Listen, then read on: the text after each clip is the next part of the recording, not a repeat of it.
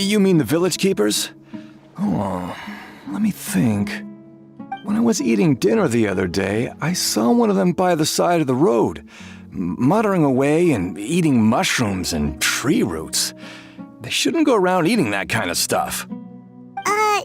Okay. Did you notice anything else? Anything else? No, I think that's all I have to tell you. Sorry.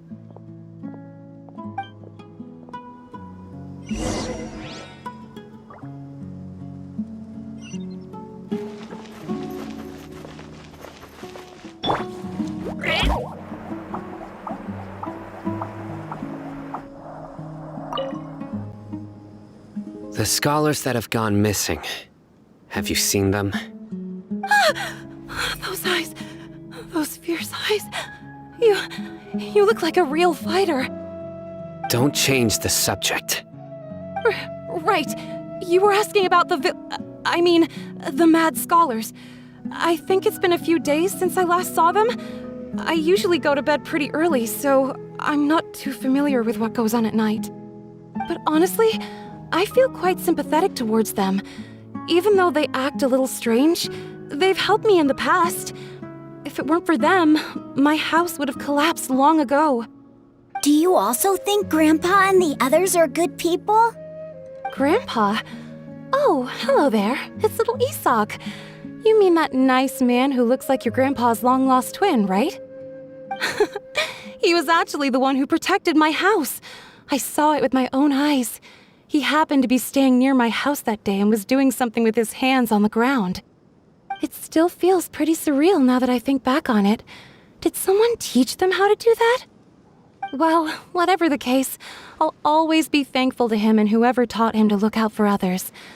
I'm pretty sure that if I ever went mad, I wouldn't be able to do anything like that. Gotcha. Thank you.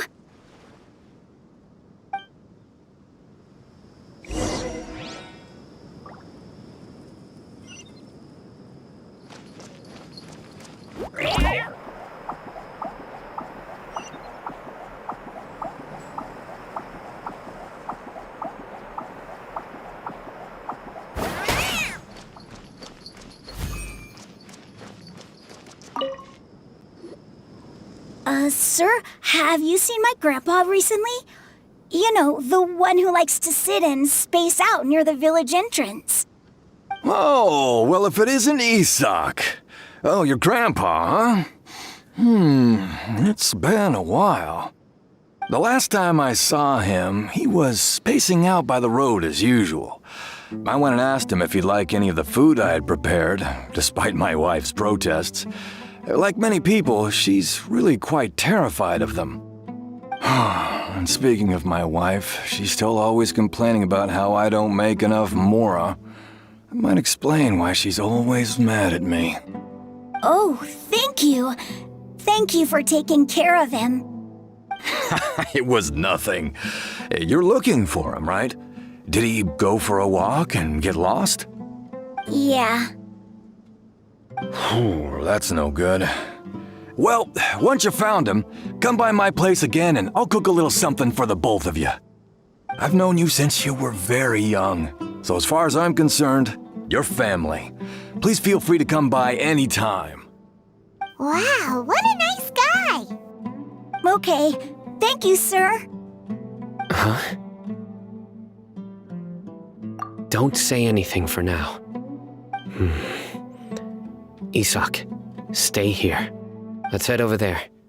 Stay quiet as you move.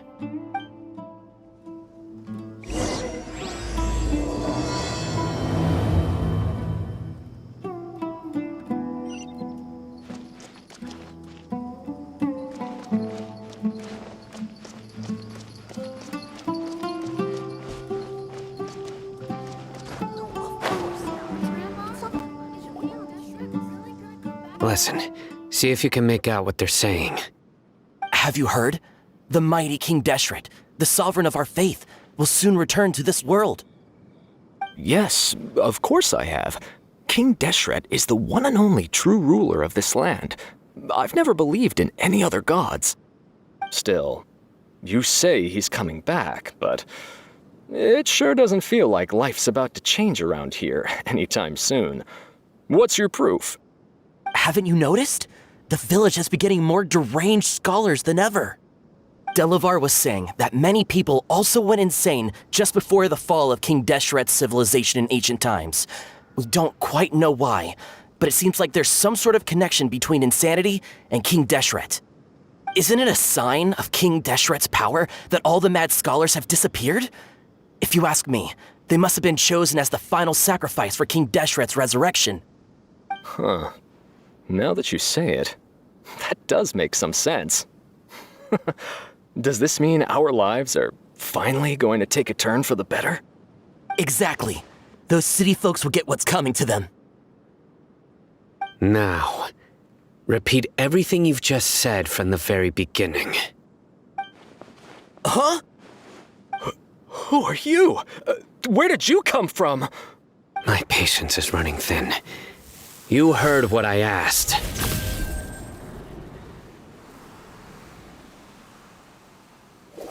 Yeah!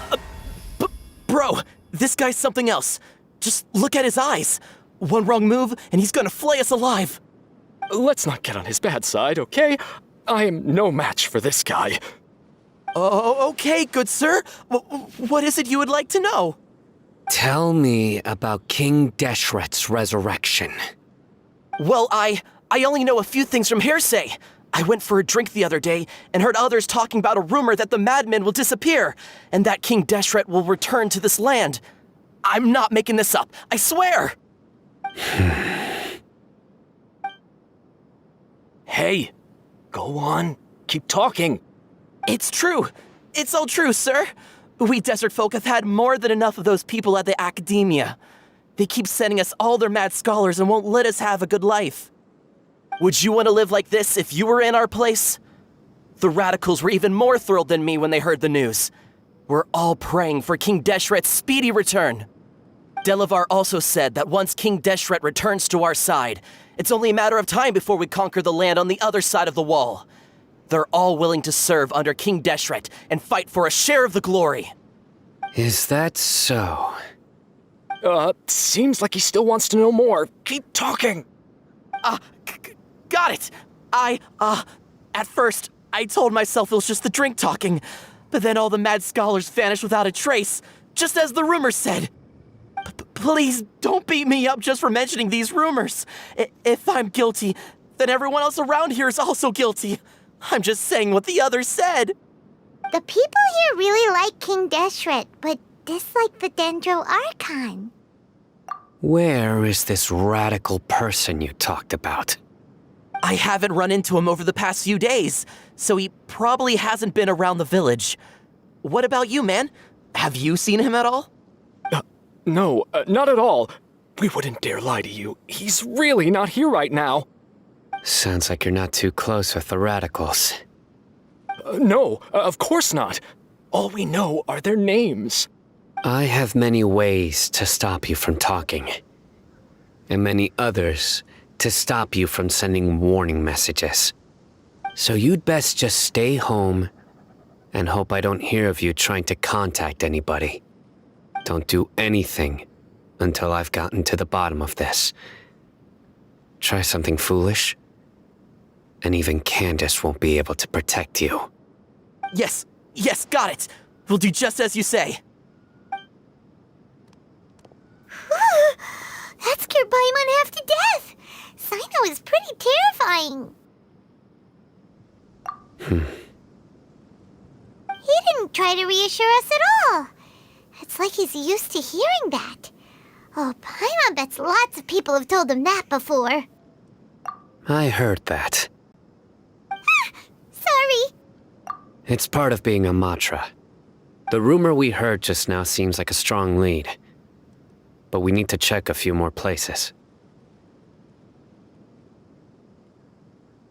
Very well.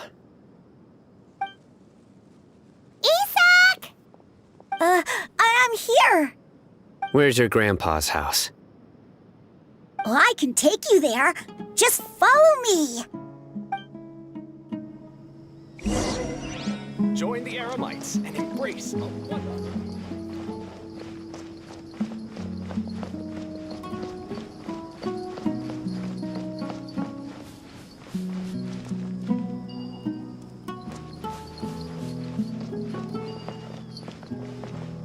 Grandpa, oh, he likes to be alone. Sometimes he stares at the sky in a daze, and other times he just pokes at the ground with his fingers.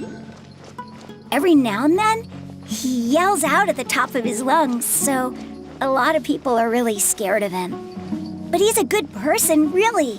I know he is. I swear, he's just like my real grandpa.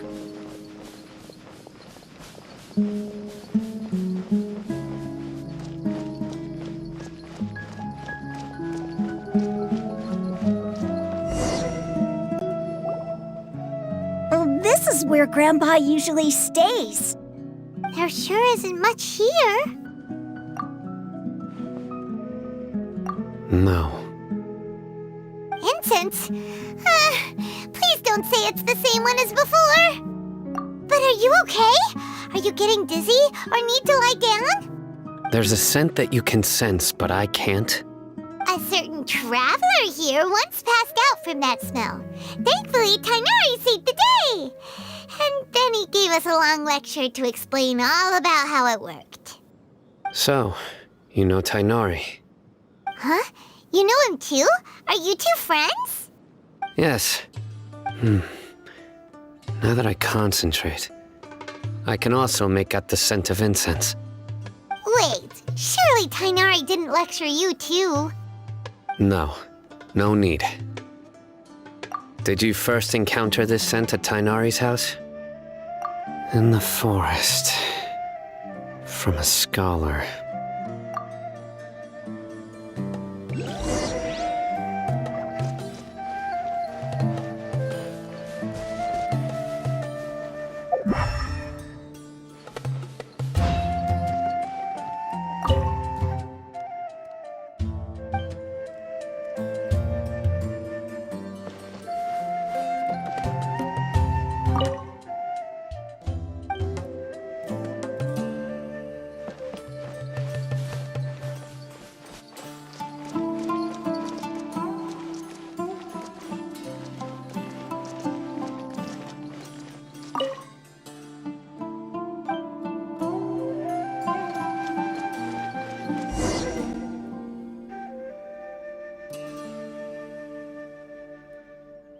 What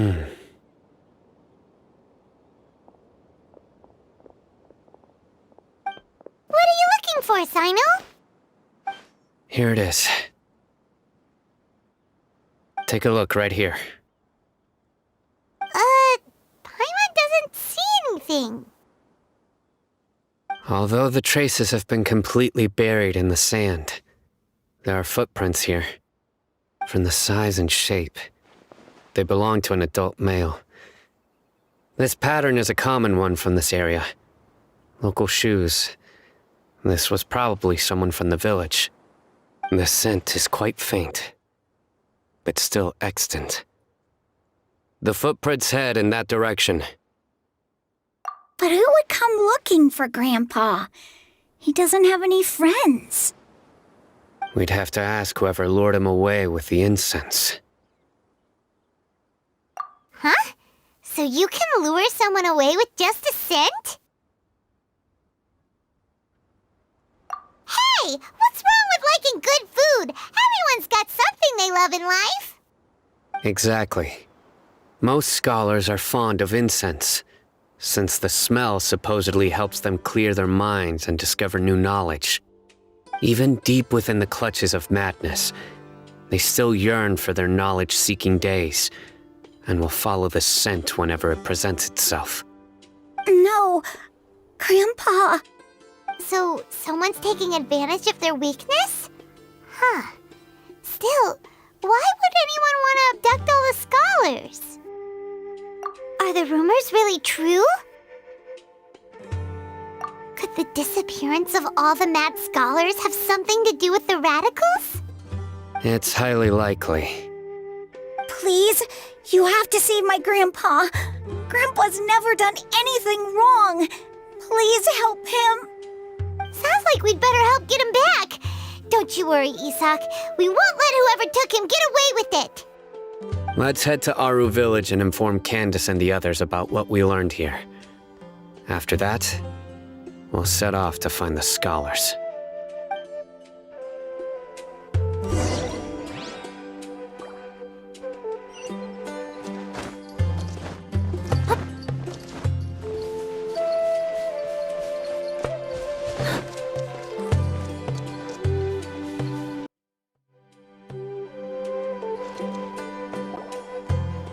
Right. The darker fabric definitely looks a lot better. That'd be my choice, too. We're back, Candace! We've got a lot to tell you. Ah, welcome back. Sounds like everyone's friends already. Oh, Dia's here too! You bet. So, everything goes smoothly? Reasonably. Alhaitham didn't go with you? We haven't seen him at all. Huh.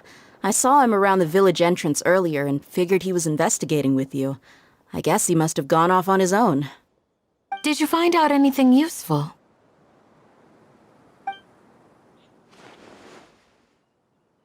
I see.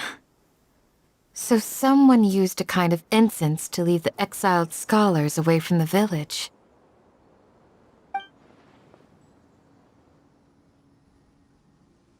The resurrection of King Deshret? First I've heard of it. Far as I know, the kind of incense you just mentioned is only popular beyond the wall.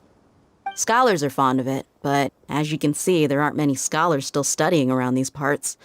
No seller would be able to make a profit here. Not to mention, making incense is a labor-intensive process. You won't see anybody in the desert with the patience to make or sell something that requires that kind of effort. It seems someone from beyond the wall must have been supporting this.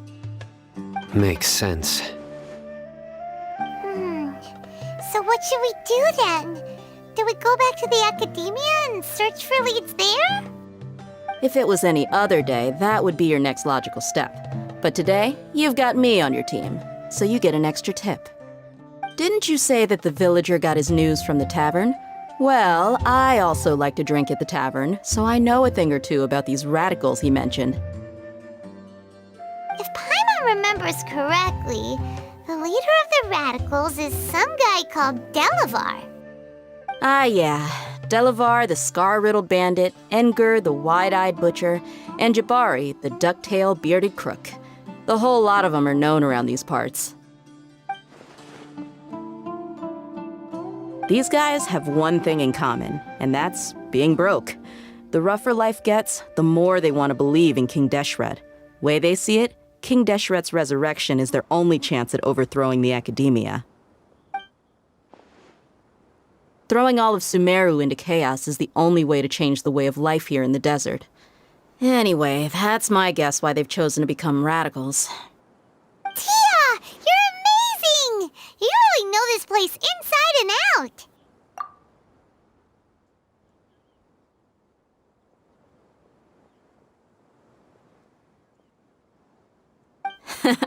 No merc can afford to slack off on gathering intelligence. Every mora I've spent in the tavern has been a valuable investment. Let's head out. Now hold on, you're staying right here, Sino. Why? Aru Village is not a big place. Outsiders stand out here like a sore thumb. I'd bet word about you has already gotten out. The desert is unforgiving, so the way of life here is also a lot tougher than on the outside of the wall. You survive on making connections out here. Compared to you, mercs like me are just third-rate amateurs. I've got no actual fighting skills to speak of. But that also makes it a whole lot easier for me to gain the locals' trust. I need to go around and ask some questions, but it'll be difficult if you're with me. Fine. Good, then we've got a plan.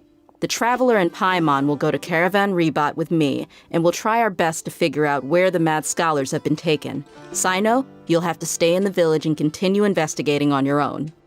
All right, sounds like a plan.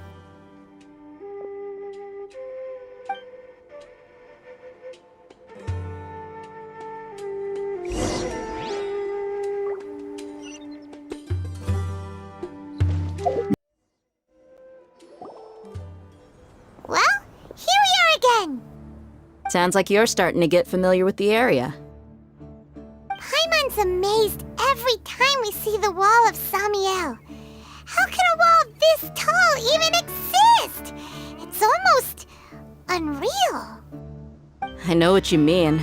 I had the same question every time I walked this way when I was a kid. Also, why is this high wall here? And can a wall really block sandstorms?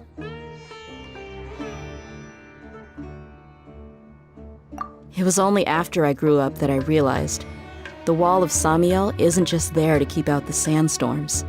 It serves a more important purpose, keeping out people like us. Sumeru is run by wise and mighty sages. To them, us desert dwellers are nothing but tools that can be used and discarded at their whim. We're cheap labor, like livestock, but easier to control. Nothing more. Even if a child from the desert got the chance to obtain an Akasha terminal, almost all their requests for knowledge would be denied. The academia believes we're underserving. Geniuses like Sataria are 1 in a million. The other children never get a single chance to try and rewrite their fate, even though the academia knows very well that we're humans, just as they are. That's terrible. I would tear down this wall with my own hands if I could.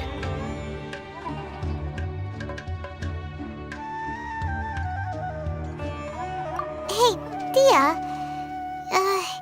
You're not thinking about doing anything scary, are you? No, not at all. This place just gets me thinking, that's all. Besides, we're here to procure information, aren't we? Yep, we gotta catch those. Shh. Caravan Rebot is crawling with people, so be careful what you say. We don't want anyone to find out what we're here for. Our mission started the moment we arrived here. Let's go check out the tavern. Maybe we'll find someone I know.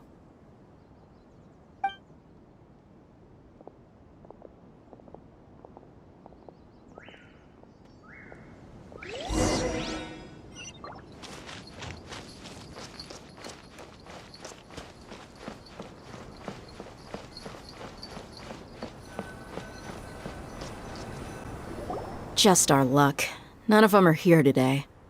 You mean, you don't see anyone you know? Dia, is that you? What a coincidence. You here for a drink too? Zaki. Finally, a friendly face. Oh, and who do you have with you here? Guests from another land? Hello. I'm Zaki. Dia's, how would you put it? Drinking buddy? We've had drinks together a few times. You could say we go back a ways. Anyway, as far as my friends here, they aren't too shabby, are they? You rarely see any Outlanders so friendly and respectful nowadays. Absolutely. Much better than those people on the other side of the wall. So, Dia, are you looking for someone? Yeah. Have you seen Enger, Delavar, or Jabari recently? Of course I have. Matter of fact, we were all here drinking together just a few days ago. I've got a spice trading deal from another nation. I thought maybe Delavar and his friends might be interested. Know where I could find him? Ah, how thoughtful of you. Then I assume you also know that Delavar's been having a hard time making ends meet these days, so you came here to help him out? Hey, keep it down. Let's just say I prefer to keep this deal a secret. Y'all at Caravan Rebot are like family. If there's more to be made, why not do it together? Besides, Delavar and his friends have muscle. They'd be a good fit for escorting the goods. Yes, how considerate of you. Delavar's my friend too, so of course I can take you to him. Come with me.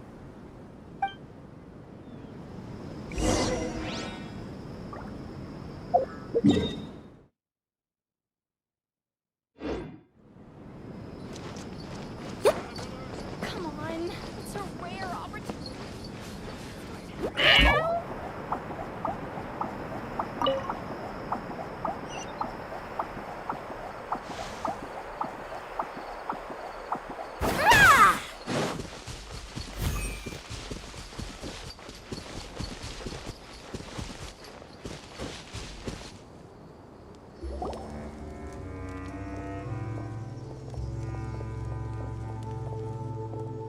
Are we there yet?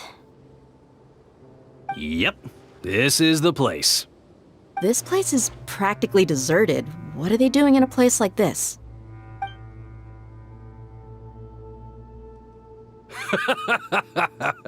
Why don't you take a guess? Go on, a wild stab in the dark. You're like lambs to the slaughter.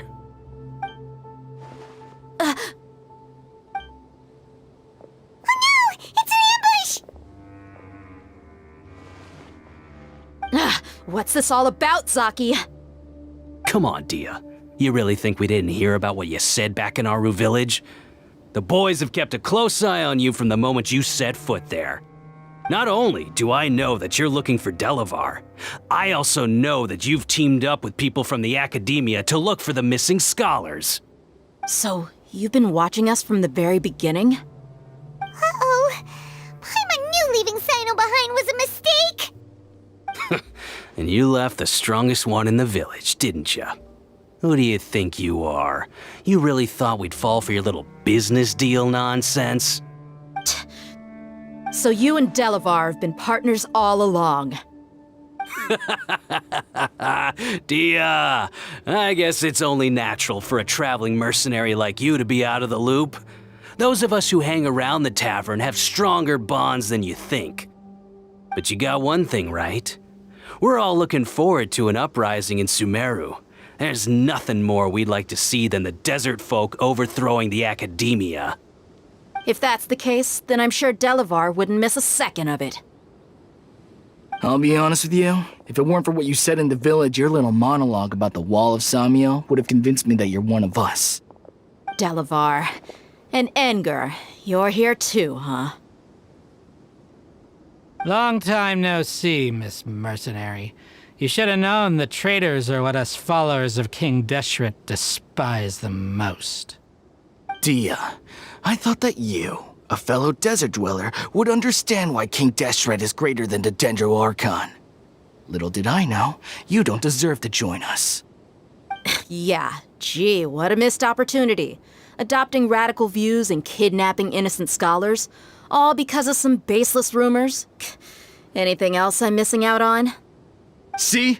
There you have it. Mercenaries are just a bunch of faithless scum with only one thing on their minds. Mora.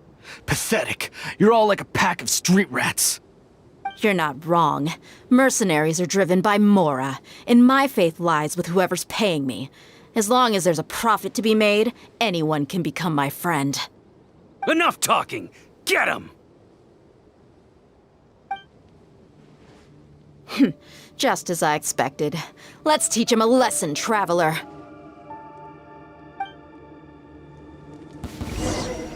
Following order. Toast! Let's dance! Share this with a smile!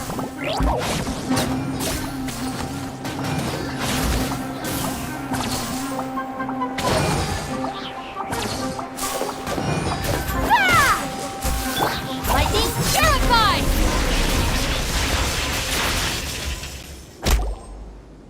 Impossible! How could you? So, what do you think about your meticulous network now, Zaki? How did you say it? It's only natural for a traveling mercenary like me to be out of the loop. I'm guessing your informant told you that I'm just an incompetent merc with no real fighting skills, correct? I mean, that is what I said after all. And of course, you would believe everything he reported. The only thing you know about me is that I'm a mercenary, but you've never seen me in action. Even though you heard we went to handle monsters together, you believed that Candace was the only one doing all the real fighting. That so-called Flame Mane is just a fraud. She admitted it herself. She just uses her connections to gain the trust of others. That's what you thought, right? Ugh. You lied in the village because you figured that we'd have people watching you. And you were stupid enough to fall for it. I figured as much the first time we drank together. You all thought you were so smart. Pathetic. Okay, that should be all of them. Whoa! So you've been planning this since we were in Aru Village? No task can be done without preparation. I just happened to notice a couple suspicious-looking people while you were out investigating. Oh, but instead of catching them right away, you let them report back. Those two who were snooping around were just a couple small fries. If we want to get the real catch, we have to be patient and give it some time. Oh, you mean the funny name she mentioned back in Uncle Ampu's house? The wide-eyed butcher, scar-riddled bandit, Paimon can't remember them all. That's just a bunch of drunk talk. Edgar and Delavar like to talk themselves up when they're drinking. Edgar, the wide-eyed butcher, and Delavar, the scar-riddled bandit, are the nicknames they came up with for themselves. Alcohol has a way of making people share what they really think, so Edgar and Delavar are always rambling in the tavern about how King Deshret is a superior deity. What about Zaki? He's just a numbskull who fell right into our trap. Zaki was probably the best hidden of them all. My initial plan was to find Delavar first, and then try to track him down. That's what you wanted to ask when we were at Uncle Anpu's house, right? Jabari is one of the villagers you talked to. You know, the one who wanted to treat Isak and his grandpa to some food. Wait, so he's a radical too? No, he isn't. I just needed to tack on a random villager name to make the eavesdropper think that I was making some wild guesses based on my impressions. Wow, what a genius idea! Well, that's an expert mercenary for you. Ah, you're too kind. It was straight from the usual playbook, if I'm honest. So, that thing you were saying before, is it really true? About what? About how mercenaries only care about Mora, and that anyone's a friend as long as there's a profit. Does that bother you? What makes you so sure? Dia, do you dislike the Dendro Archon like the other desert folk? You two are pretty sharp. No, I don't have anything against the Dendro Archon.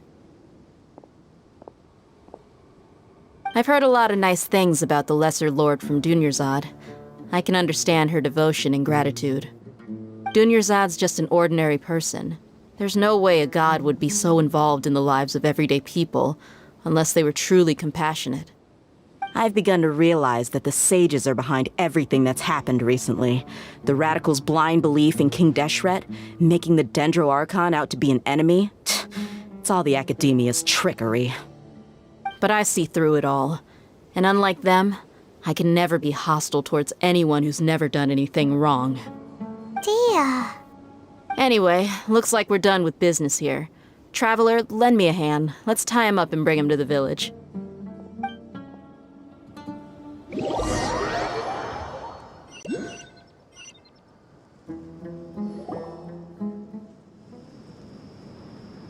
This should be all of them.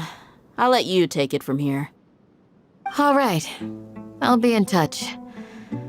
Until then, please stand by. Candace, do you need any help? Candace will be okay on her own. I trust her, so you can too. She's been guarding Aru village for quite some time now. If anyone is qualified to question the offenders, it's her. While I'm questioning them, why don't you pass some time by exploring the area? I'll meet you back here tomorrow morning, Traveler. As for these idiots, let's just hope they live to see another day.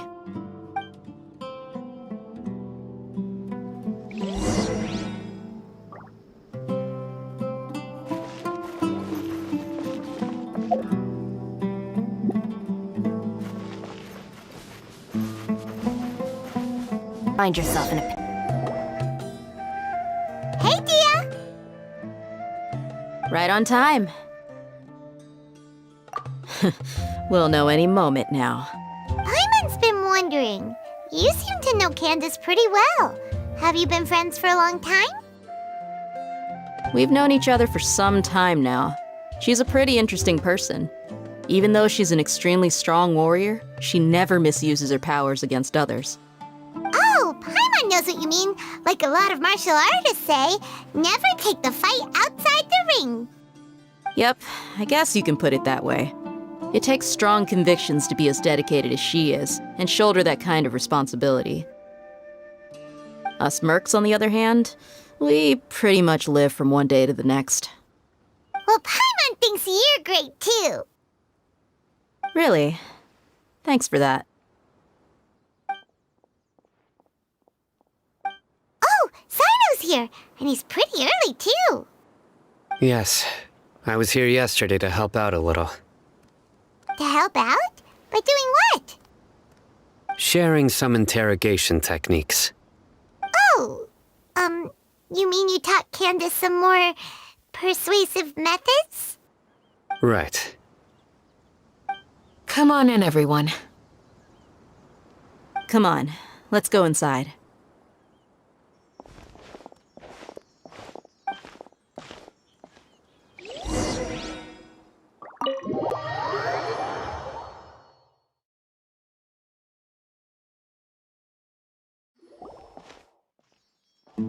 Candace, where? Whoa, you look furious.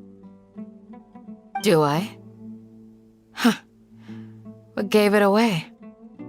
Oh, there's no mask that can hide true bloodlust. Cover up your eyes, and it'll still show itself at the corners of your mouth. Perhaps I need to work on my composure. Still, it's perfectly understandable why I'm angry. I'm sure everyone present would agree. Yes, ma'am. Please, don't beat us anymore. We're gonna die. Well, looks like Sino taught her well. You fear death yourselves, yet you do not hesitate to place the lives of others at risk. The absurdity is mind-boggling. The ones you call mad scholars are known to us as the Village Keepers. They are vital members of our community, and some even count them as family. You come here to my village, and you treat my people as nothing more than stepping stones towards your goal. Tell me, what would you do to you in my position? Mercy! Please have mercy! You've made your bed. We may all be desert dwellers, but there's one thing that I understand better than you. The resurrection of King Deshret will only result in war. And war serves no one. The people of Aru Village care little about which god is in power. Life may be tough and tiring, but we wish to preserve our way of life. A war would only cause us to lose all that we have. And that is not a responsibility that you can afford to shoulder. We understand. We're sorry. I'll tell you everything I know. Please, just let us go. I'm listening. You might not believe this, but it wasn't us who came up with this idea. Someone was spreading rumors in the tavern. That's how we ended up hearing about King Deshret's resurrection. Some mystery man told us that mad scholars will make the perfect sacrifice to usher in King Deshret's resurrection. They give their lives, and we can get anything we wish for. They're called Village Keepers. Slip up again, and you'll regret it. Yes, sorry. It was all that mystery man's doing. He told us to spread the word about King Deshret's resurrection, and talked us into helping him. In return, he said he'll help facilitate the resurrection process. I'm not sure. That's one. Huh? One what? Strike. You get a total of 3. Then, you die by my hand. Wait, I'm telling the truth. We don't know anything. It was all him. 2. He got us to lure them out of their houses in the night with some kind of incense. We take them to a junction outside the village. Then the mystery guy takes them from there. You gotta believe me, please. I'm telling the truth, I swear. Just ask them if you don't believe me. That was indeed the truth. Traveler, go on.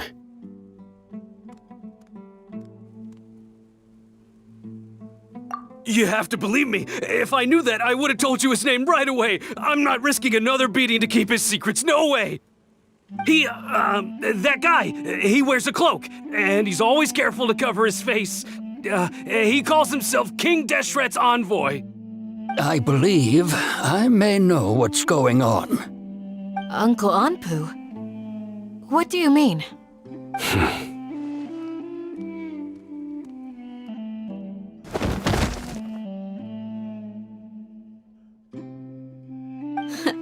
Smooth. Okay, speak. If my suspicions are correct, this mystery man they speak of could be from the academia. Some time ago, people from the academia attempted to take the village keepers away. I refused, insisting that they are part of our community. It strikes me now that this secretive character shares the same goal they had. Which means it's highly likely that the academia was purposely spreading a false rumor to trick the radicals into delivering the village keepers right into their hands. They were the ones who brought them here to begin with. Now they're trying to take them back? We aren't gonna let that happen. Not the academia again. Just as I thought. But what could they want with the village keepers? People are nothing but tools in the eyes of the academia. A change in their plans likely means they found another way to exploit the scholars. Regardless, our top priority now is locating the village keepers. You're right. Isak is still waiting for news on his grandpa. Time to go. Let's leave the village and try to track them down. Yes. Pack up and get ready to leave. You got it. Candace, I'll let you deal with the radicals. Leave everything outside the village to us. All right. Let's meet back here once everyone's ready.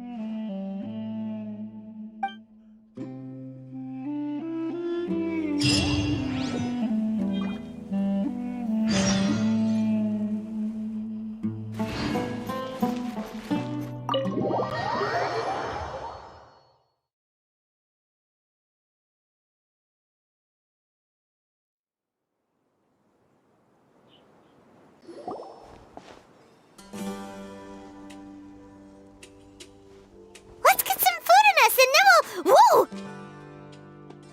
Where did you come from? Well, as you can see, I am merely sitting here and reviewing what we have deduced thus far. You were gone for ages, and now you're suddenly sitting here musing to yourself? Where have you been anyway? Hey, what's with the silence? You never think things through before asking questions. I'm giving you some time to make up for that. Paimon's so mad! Paimon's gonna give you an ugly nickname! Never mind. Paimon's got nothing. There's just nothing super obvious to pick with this guy. It makes it so hard. Well, you've heard nothing to suggest I left this whole time. So clearly, I stayed in the village to investigate. Anyway, you plan to leave Aru village and keep searching for the truth of this matter, yes? Yep. We're not gonna find out anything more by staying here, so we thought that we might as well take the search elsewhere. Enough with the silent treatment! No. I'm just surprised that you decided to team up with him. All Hatham, you haven't helped us out at all ever since we arrived at Aru village. Bold of you to question our choices. Yeah, you're all talk! While you were investigating, I had my own work to do, which I've now finished. Really? Paimon doesn't believe you. To be honest, we aren't really a team, so I have no obligation to inform you of my whereabouts. Not to mention that going separate ways allowed me to find some important information that you all had missed. Huh? Right here in the village?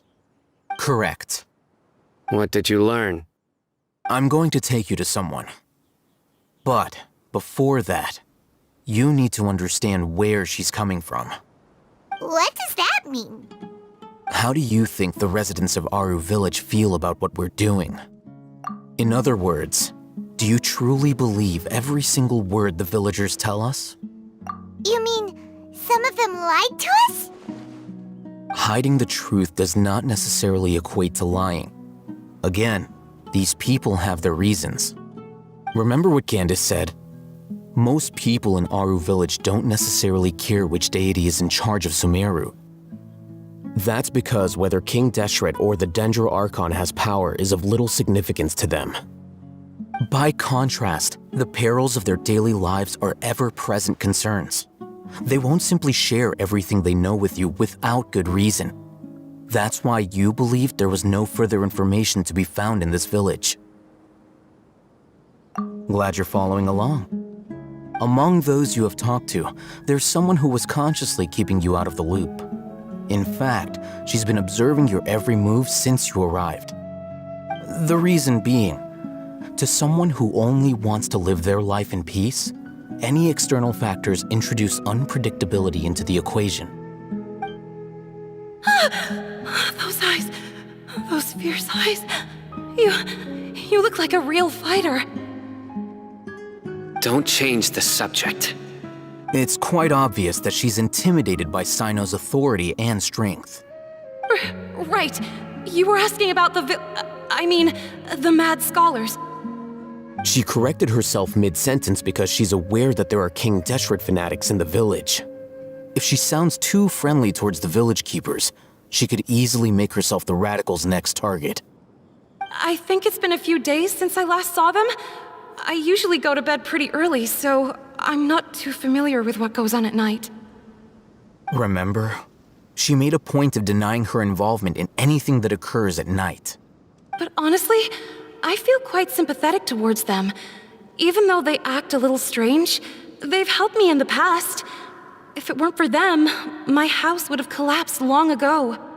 After speaking to the village chief, it became clear that the village keepers had protected Aru Village at night. In other words, the young miss was very much awake during that time. Then why would she lie? By getting involved with an outsider, she risks drawing unwanted attention to herself. As for why she might be so wary about all this, maybe you should ask her. I'll pass on this one. You said that she is afraid of me. If so, it's best if I stay out of this. We're on it!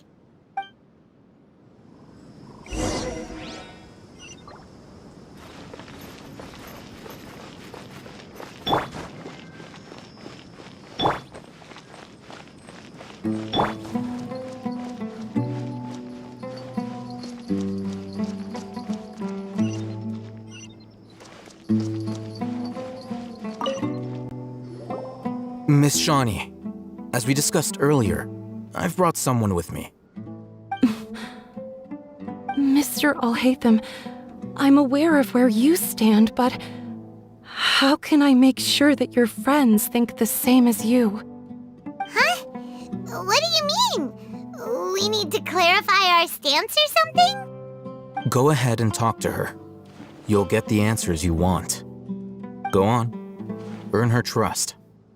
Is it really that simple? May I call you Traveler? Hi, Traveler. I want to ask you something. Do you think the resurrection of King Deshret can truly change Sumeru for the better? Why's that? That's very similar to what Miss Candace says. I know you two are friends. That's why I'm willing to talk to you, even though I do have some reservations. Before, I wouldn't even have the courage to ask something like this. Traveler, do you believe our lives will get better? Yeah!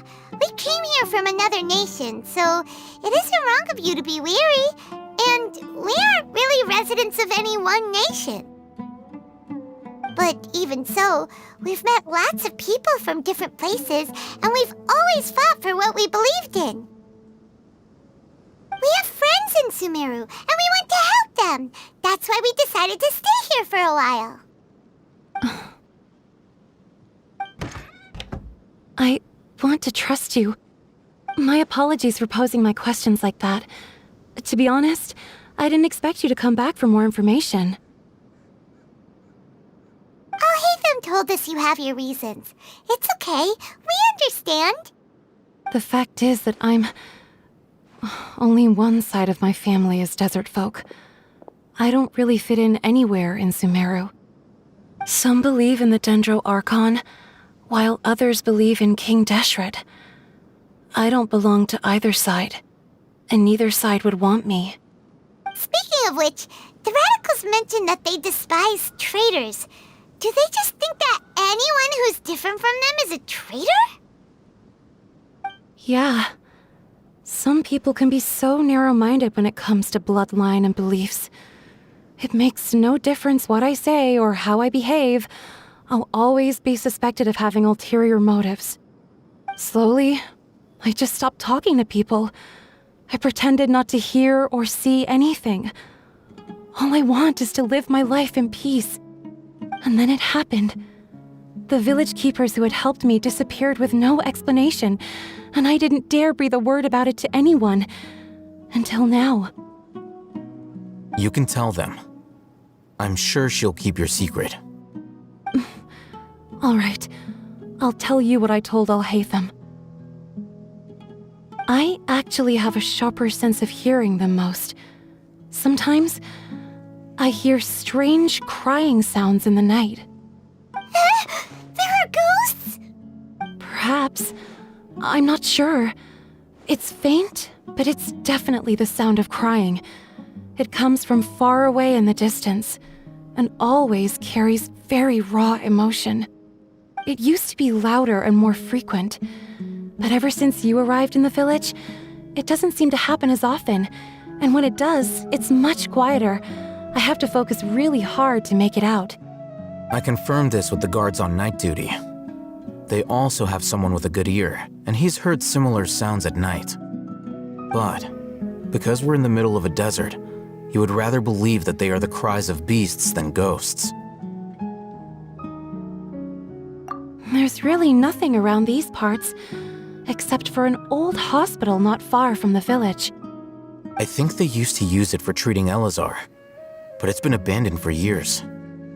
Yeah, let's go!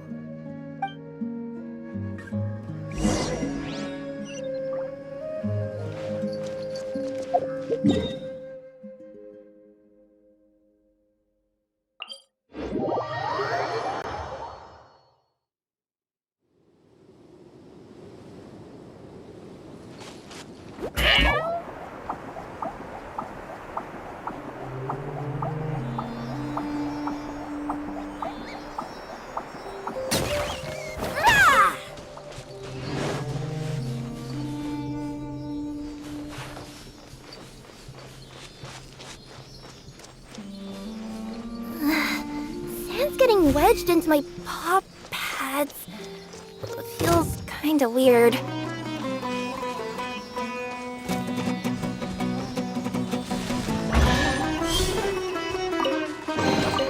Wow! I've never seen how... Oh! Is this the place? It's in terrible shape. Monsters! Watch out! Our bond is strong. Here, please!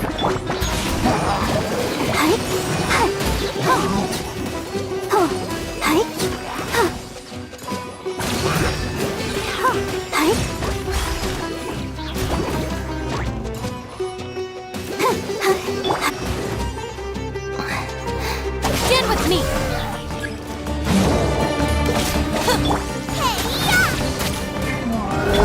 Looking for a fight? Out of my way!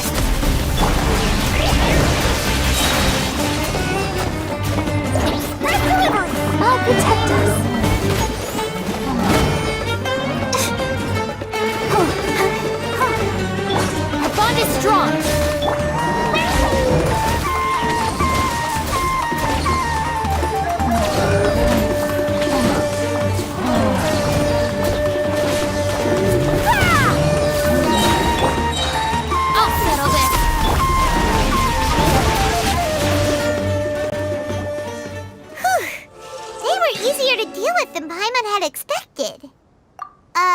super strong bandits? Or monsters taller than buildings dropping out of the sky? Or, something like that. He looks super serious. We gotta stay on our A game too.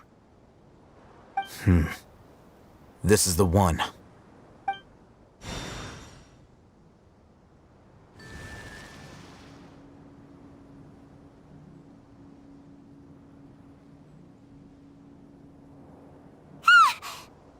Let's go in and take a look.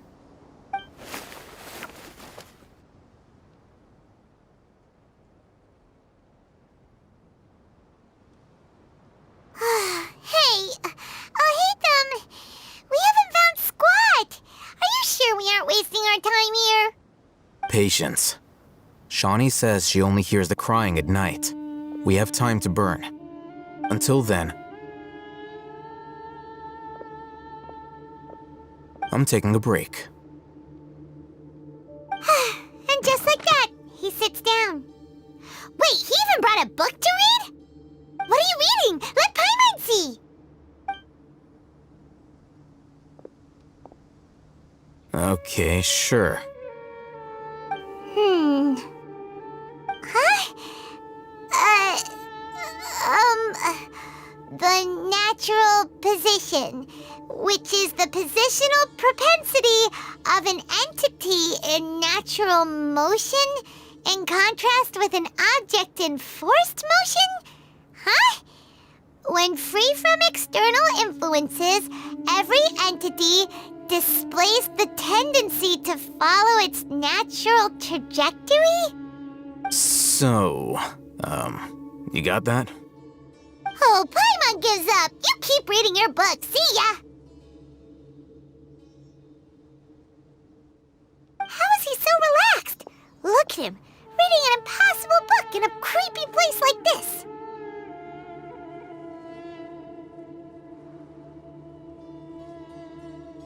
Hey, what good is that gonna do for you?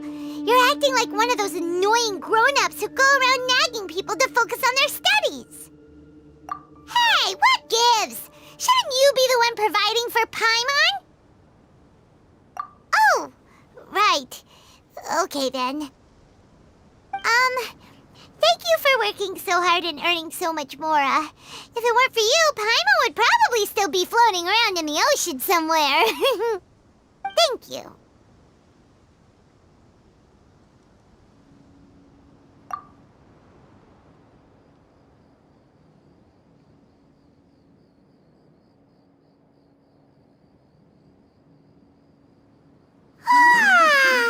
Paimon's getting so sleepy.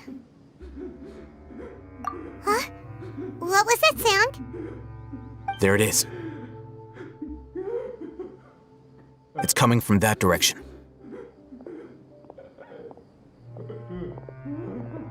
Is the sound coming from here? Huh. Paimon's not seeing anything. It's from below. But there's no way we can get down there. Something is off about the interior here.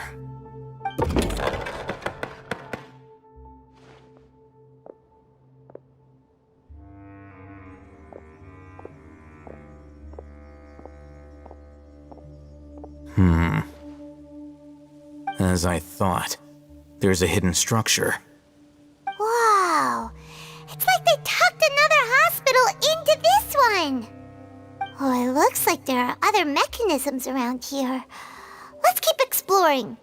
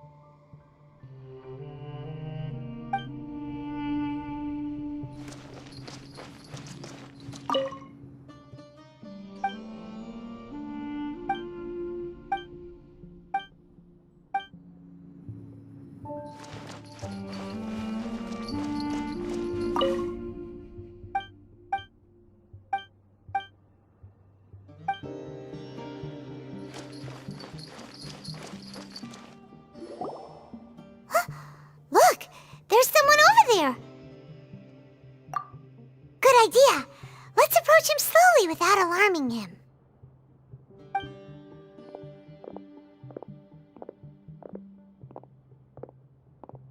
Wait.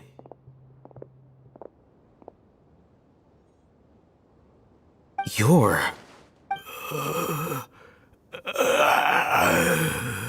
He can't speak, and his eyes are unfocused. But he looks too young to be anyone's grandfather. Also, why is he the only one here?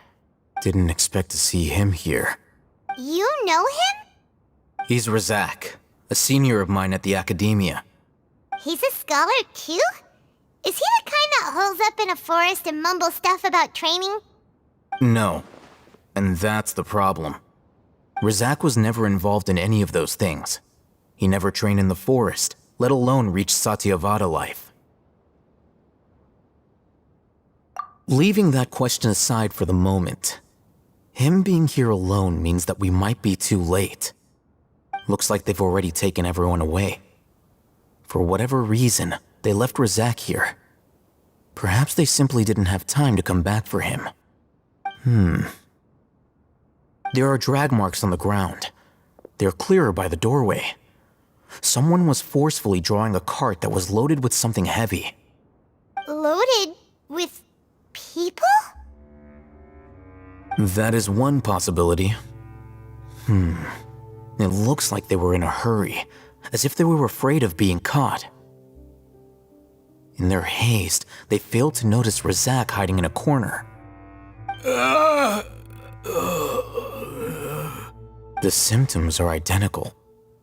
Looks like we found living proof. Huh? Why do you say that? Allow me to jog your memory. Recall your time at Port Ormos. Don't you think his symptoms look familiar?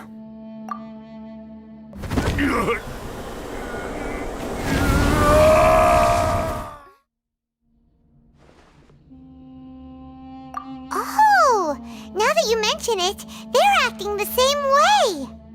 Correct. The academia is behind all of this. It isn't difficult to deduce their rationale. First, the academia spread a false rumor of King Deshret's resurrection, emphasizing the role of the village keepers, the mad scholars who were exiled to Aru village. These rumors were all the persuasion that the radicals needed, and those based in Aru village leapt into action. Unbeknownst to them, of course, through rounding up the scholars, they were actually helping the academia. As well as being able to exploit the radicals for their own ends, this scheme has one further advantage to the academia. All the risks and responsibilities are offloaded onto King Deshret's followers. Life for the desert dwellers has been brutal ever since King Deshret's death all those years ago. Beneath the surface, feelings of desperation are widespread. Many would give everything they have for the prospect of something better. Anyone looking to exploit that for their own ends simply needs to make a few empty promises. Even if complications arise, people will see that those involved are all followers of King Deshret and look for no further explanation than differences of belief. A deep-seated mistrust of the desert and everyone in it by the rest of Sumeru will make sure of that. The notion of an academia plot wouldn't even cross their minds. It may seem like a simple strategy, but it is able to work wonders under Sumeru's current circumstances. Oh, that makes a lot of sense. It's in line with the village chief's theory, too. But there's still one very important question. Wasn't it the academia that brought the scholars to Aru village in the first place? Why does it want them back now? Throughout this process, one thing has changed. The scholars' identity. First, they were scholars. Then, they became lunatics. After that, they were exiles. And finally, they become missing persons. An exile is still patently a living, breathing human being. But when someone becomes a missing person, that is brought into question. If you can't find someone, you have no way of knowing what exactly happened to them. That makes missing people an ideal resource. Resource? For what exactly? One possibility is that the information in their brains could be extracted into knowledge capsules. Extracted? You mean Canned knowledge comes from people's brains? With the technology of the Sumeru Academia, it's entirely possible. Perhaps the process caused them great suffering, which is why they cry out in the dead of night when no one is watching them. So, the human brain... Nope, nah, Paimon doesn't want to think about this. I'm the Academia scribe, after all. I'm familiar with their projects. Anyway, judging by Razak's state, the contents of a divine knowledge capsule were extracted from his mind, but something went wrong in the process. Or perhaps his curiosity got the better of him, and he used such a capsule for himself. Paimon's a little confused. Can they just use anyone's brain?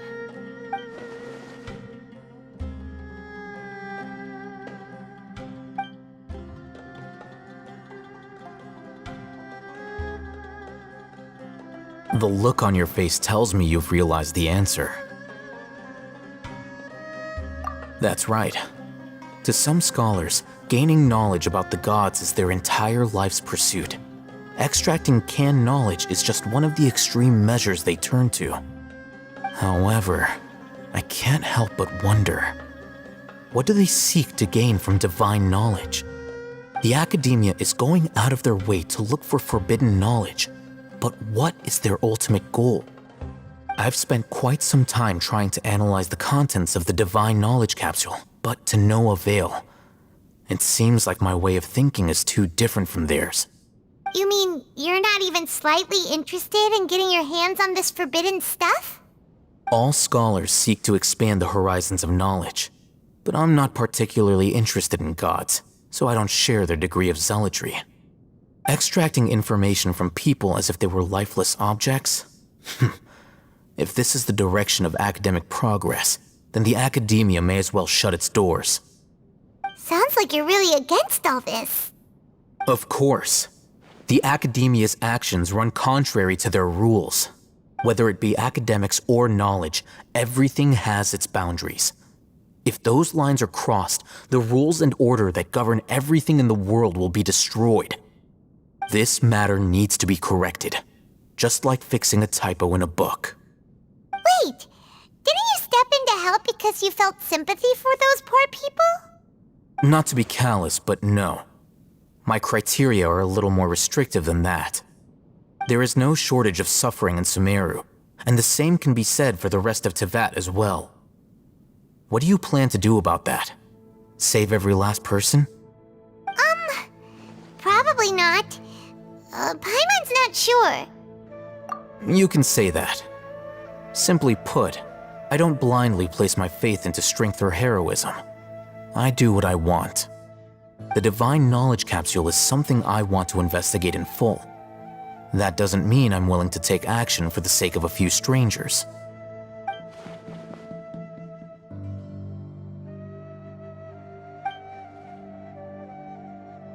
Paimon's been wanting to say this for a while. There are a lot of bad guys in the Academia, but you're not one of them.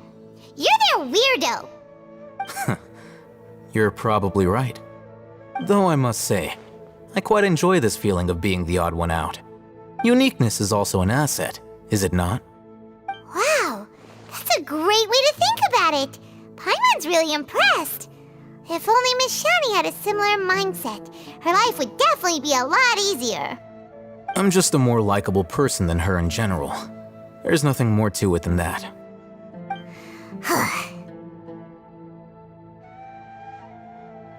He won't last long if we leave him here. Let's take him with us. We'll work out our next step after we return to Aru Village.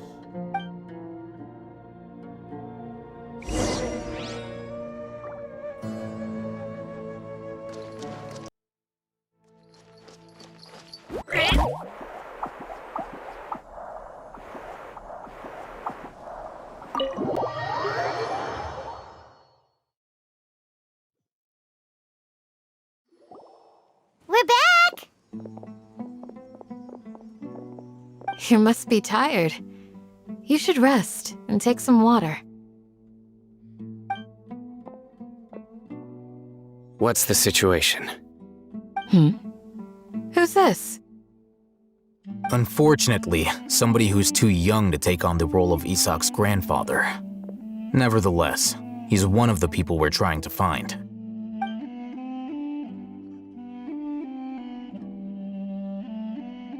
So, at one point in time, the abandoned Elazar Hospital served as the Academia's site for extracting divine cant knowledge. Yep, pretty much. Their plan must have been implemented at some point before we arrived at Aru Village, since divine cant knowledge has been in circulation for a while now. Yet, they fled once we were headed to the village, almost as if they knew we were on their trail. Why is that? Yeah, why is that? We may have a mole in our midst. One of us could be secretly revealing our whereabouts to the Academia. Huh? Are our friendships that shallow? Looks like none of you have realized wherein lies the issue. Sino, you're the reason why they can predict our movements. Wait, what's that supposed to mean? Choose your next words very carefully. It is simply a logical inference. I have my reasons. So what you're saying is, Sino's the mole. Interesting. And here I thought you were the most suspicious one, Alhaitham, since you were always acting alone. I know. You have a point. But I realized something as we were returning from the hospital. Sino isn't like any of us. What are you trying to say? Do you still remember who you are, General Mahamatra? As a Matra, you are no doubt privy to certain kinds of information. Before you can take action against someone, you are required to have all the facts available, including the less than savory details. Simply put, the Academia has traditionally allowed you access to a wealth of sensitive information. Knowing their modus operandi, wouldn't you expect them to take precautions against you? If you want to raise a vicious wolf, you need to make sure that you can avoid its bite. The Academia is monitoring me? It's not that simple. The Academia has eyes all over Sumeru, but they have a special protocol for dealing with you. Every so often comes a Nyagarbaha Day. On this day, the Academia enters new information into the Akasha through knowledge capsules. I remember seeing a thick notebook next to the control panel once. Its contents were all about the General Mahamatra, his activities throughout the day, preferred methods of enacting judgment, everything. You're saying that the Academia entered my information into the Akasha too? But what's the point in doing that? My actions aren't important enough to be added into the Akasha. The Akasha is capable of computation. The Akasha's algorithms are entirely capable of predicting your movements using the data entered. When you would depart, the route you would follow, your destination. It knew all of this. It predicted my every move. The Academia has been watching you longer than you think. However, the fact that you resigned is proof that their suspicions were well-founded.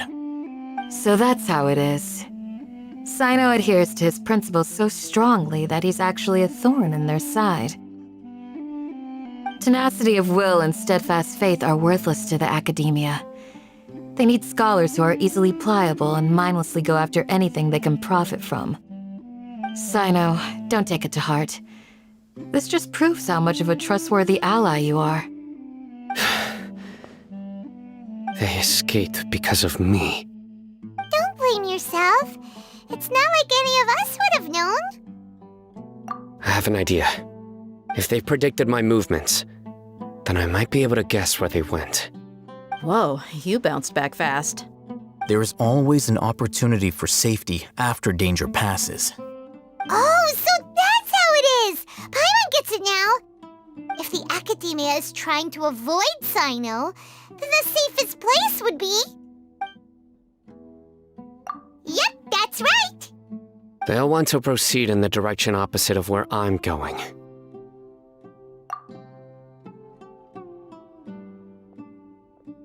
I must go. There's also something I want to investigate. Let's go, guys! After him! Please, wait! I want to go too! You want to go too? If so, you have to promise you'll stay safe. I want to find Grandpa. I promise I'll be careful and not cause any trouble. Everyone, I leave him in your hands. Yay! Let's go! Remember to pack some food with you! Paimon feels like we're missing someone, though.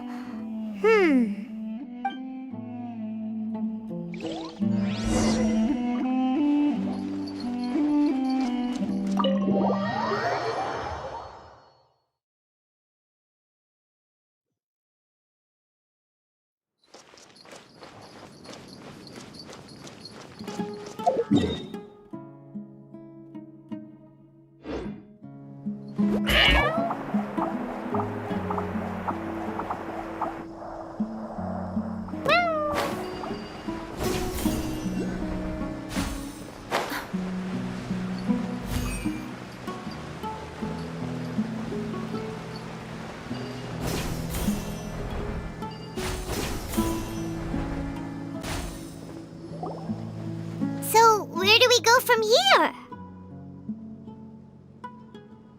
Yes. After leaving the village, we should head straight toward the desert.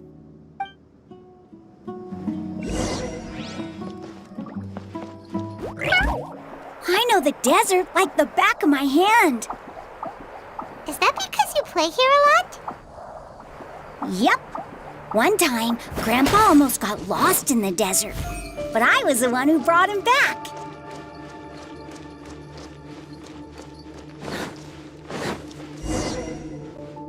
There's something here.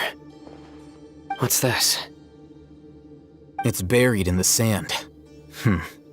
Looks like we'll need to roll up our sleeves and do some work.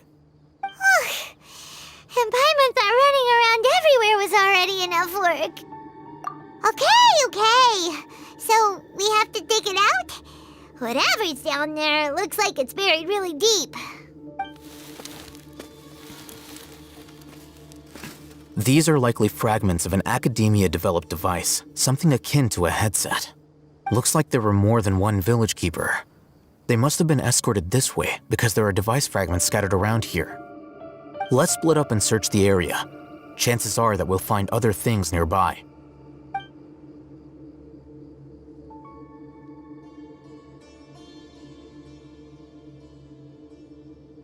Is this what we're searching for? It looks kind of scary. This is definitely a device used to extract divine knowledge. How did it end up buried in the sand? That can't have been part of the plan. They must have been attacked along the way. Wait, what? Grandpa, I hope you're okay. Don't worry, your grandpa's gonna be fine. Razak didn't display any signs of starvation or dehydration, which means that they left fairly recently.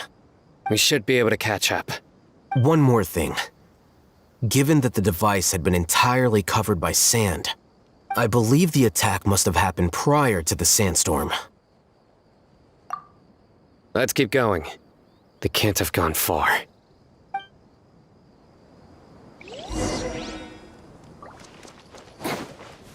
Ugh, but running on sand is so tiring. But you're flying, aren't you, Paimon? Is flying over sand tiring too? Ugh, of course it is.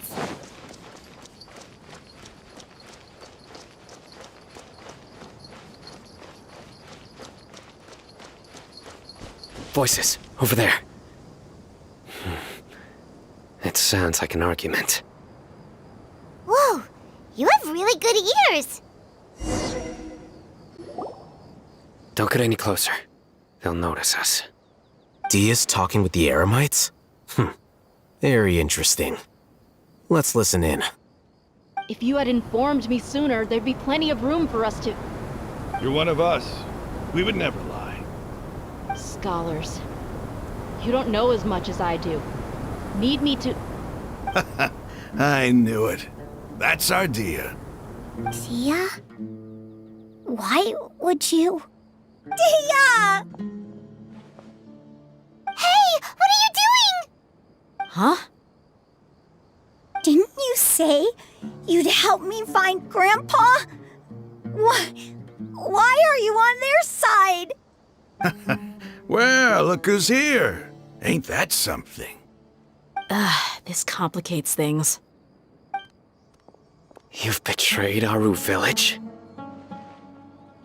So, this is the great General Mahamatra. Dear, you'd be better off as my assistant than hanging around with this motley crew. Seen for yourself, I have the means and methods, and my ideals are far more admirable than theirs. I'm not the type that's easily swayed, Raman. You of all people should know that. Wait, what's going on, Dia? Whose side are you on here? Shut it, Paimon. It doesn't matter. Whichever side you pick, nothing can deter us from the grand mission of resurrecting King Deshret. Once our Lord of Old returns to this land, we will have a new beginning. Face the facts, Raman. It's not gonna happen. You should understand that more than anyone. Have all your years as a merc taught you nothing about placing hopes in a ruler? I'm a desert dweller and a proud follower of King Deshret. Whether I live by the edge of the sword or in peaceful comfort, my soul will always carry this conviction. It's not too late yet. The village mad scholars aren't gonna bring King Deshret back to life. You don't understand, my dear lady. Pursuing our faith is our purpose in life. Even if the chance of success is 1 in a million, we must be willing to give everything we have. Even if it'll expose you to the academia? Even if they end up disbanding the Eremites? Your Eremites, which you've worked so hard for all these years? Yes. We've waited a long time for this day to come. The sun and the moon no longer shine here. All you see now is cracks in this desiccated land. But fate has finally dealt me a hand to play against the academia. With these scholars in our custody, we'll stomp the academia's forces and fight our way beyond the wall of Samiel. Ridiculous. Think about it. The academia controls the entirety of Sumeru. Your powers are negligible in comparison. If you still don't believe me, then try asking these 2 men. They're also against the academia, but neither of them are as arrogant as you are. They look more like pawns of the academia to me.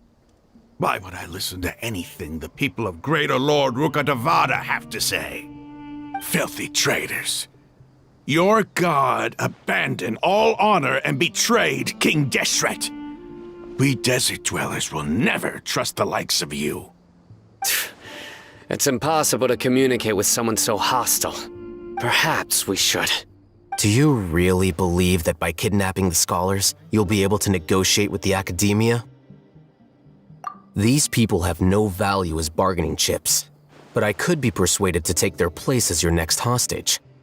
These scholars were exiled from the academia. I, on the other hand, am their current scribe, and will be a much greater asset to you. Wait, you can't be serious. So, you want to trade places with the hostages, do you? Precisely. Any wise person would gladly accept my offer. What are you thinking? What if they decide to kill you instead? Well, that would be bad luck for me. However, I'd get the chance to observe the scholars, perhaps even find out the truth. Think you can talk me over with that confident look of yours? I'm not trying to persuade you. I'm using this as a means of joining forces against the academia. You are the scribe. What do you have against the academia? Not all desert dwellers believe in King Deshret, and the same applies to the academia. Why must all knowledge seekers approve of the academia's way of doing things?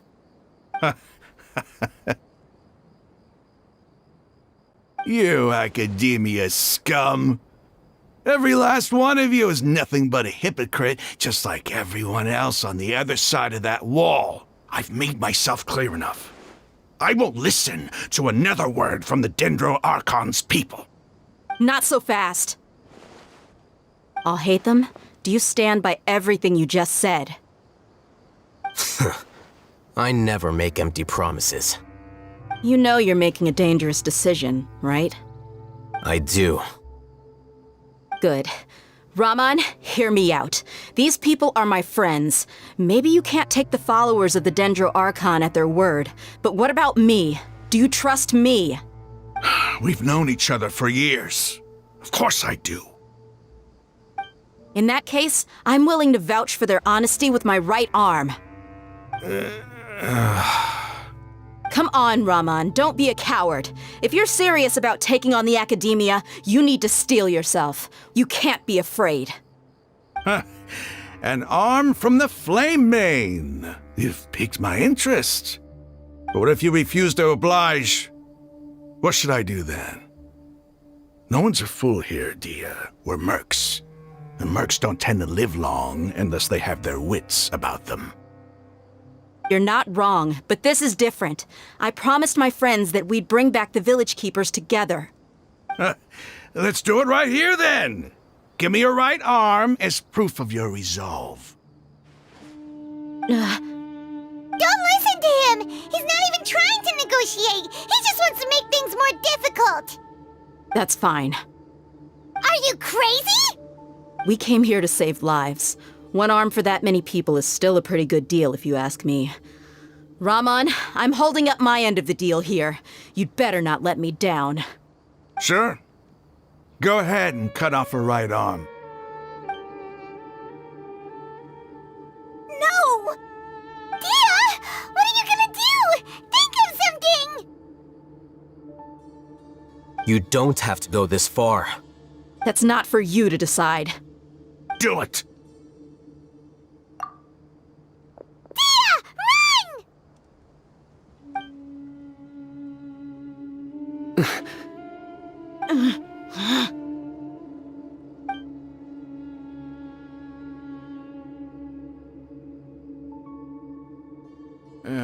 Stop! What's wrong? Can't do it? Flame Mane, you and I are both desert folk. Cutting off your arm is no different than cutting off my own fingers. Where's the sense in cutting my own kin to pieces? You've shown me that you're serious. Go on now, take your friends and leave. Meet me in the desert at noon tomorrow.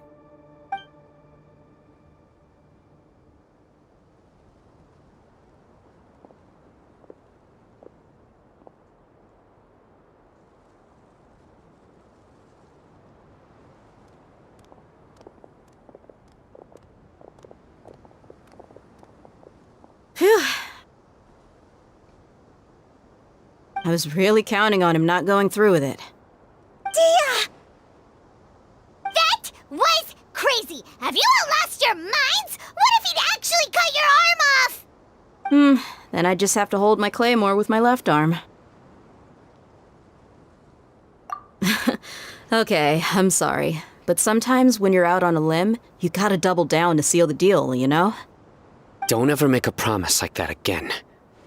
I can deal with the likes of them.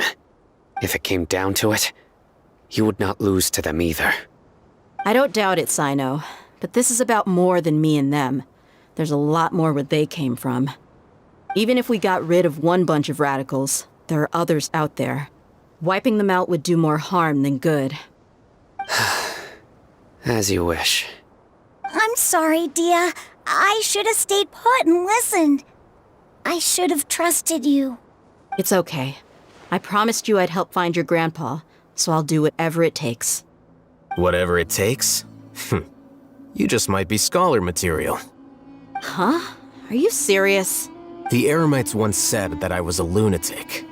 Perhaps a little madness is essential to be successful in research. Why does it feel like he's using his praise for me as an excuse to brag about himself? Okay, let's get moving.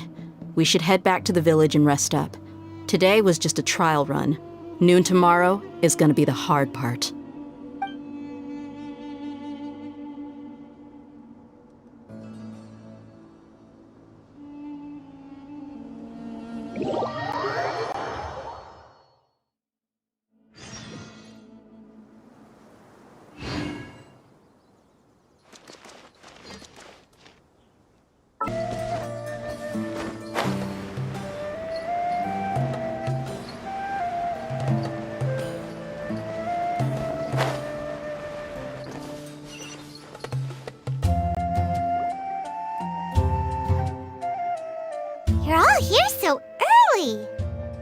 Looks like we have everyone here. Isak, are you sure you want to come with us? I'll watch from a safe distance. Dia, I want to be there to bring Grandpa home. Okay, let's go then. Dia, wait. What's the matter? I heard that you were quite reckless yesterday. No more of that today, understood? Or I'll be very upset with you. Fine.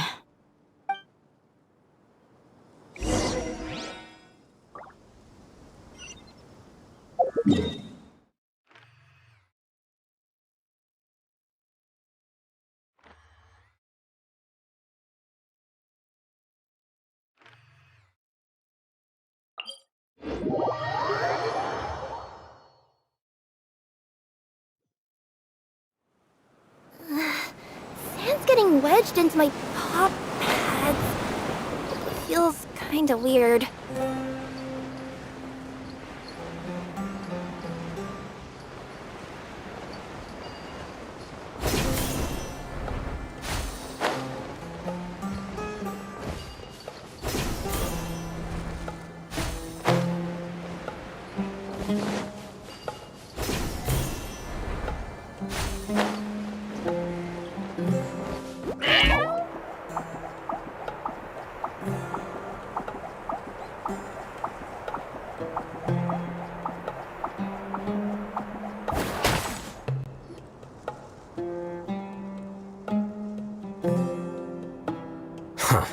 They got here before us.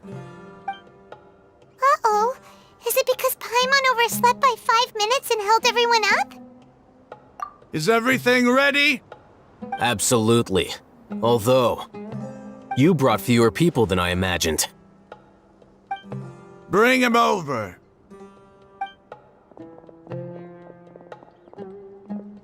Grandpa! Why is there only one of them? Rahman, I've always thought of you as a man of his word. What's this about? It's a 1-for-1 exchange.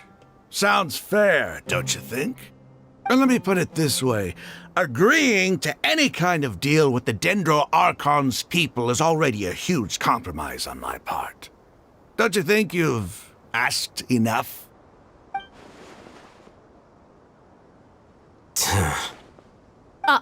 You stay right there!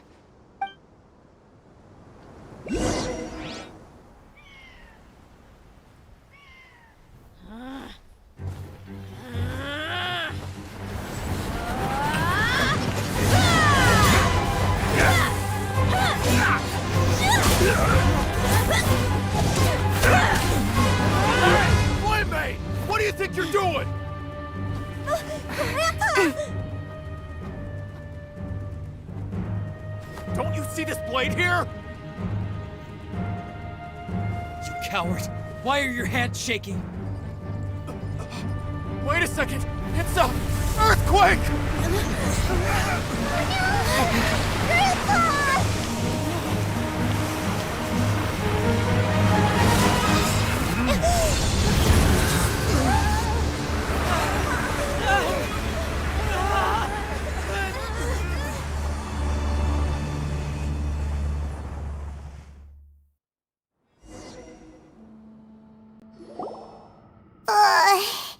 Paimon's dizzy.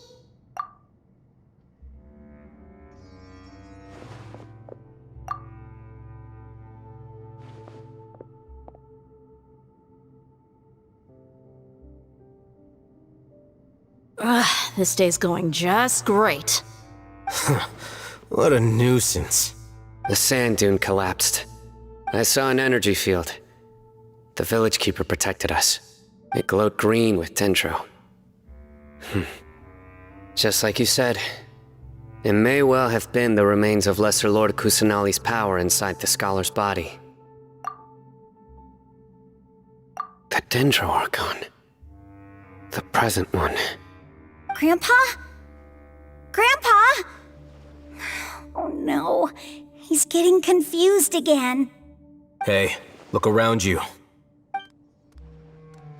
Did there used to be a temple here?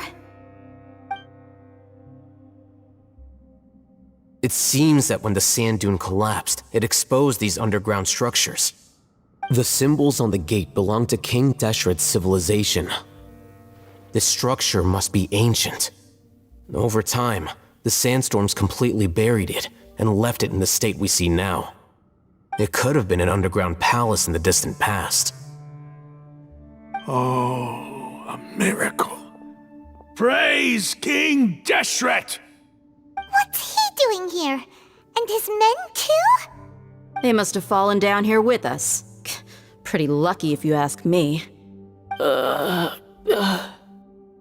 Most of them seem in really bad shape, except for him. He got off lightly. Mind your head. No, this isn't the time for conflict. Our exalted lord has shown us the way to his sacred palace. He's not actually gonna go in there, is he? As it happens, I want to take a look inside too. What are you doing? Don't you think it's curious? 1 minute, Lesser Lord Kusanali's power protects us from harm, and the next, remnants of King Deshret's civilization appear. 2 major deities are vying to showcase their power to us. It would be a shame not to witness them both. Paimon thought you weren't interested in gods. Indeed. In my view, gods are just a higher form of living being, or creature, you could say. New discoveries are always worth investigating. Whether they have anything to do with gods is neither here nor there. Raman, what are you gonna do about your men? I'll just let them lay here. King Deshret will take care of his people. Right now, I'm going inside.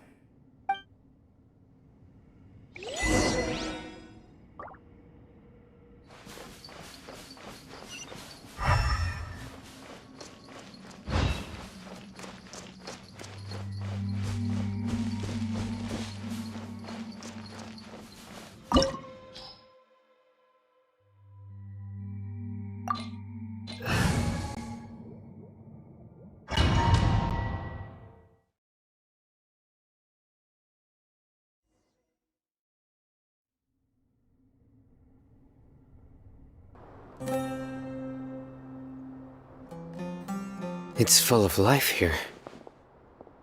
This defies comprehension. It looked completely desolate from the outside.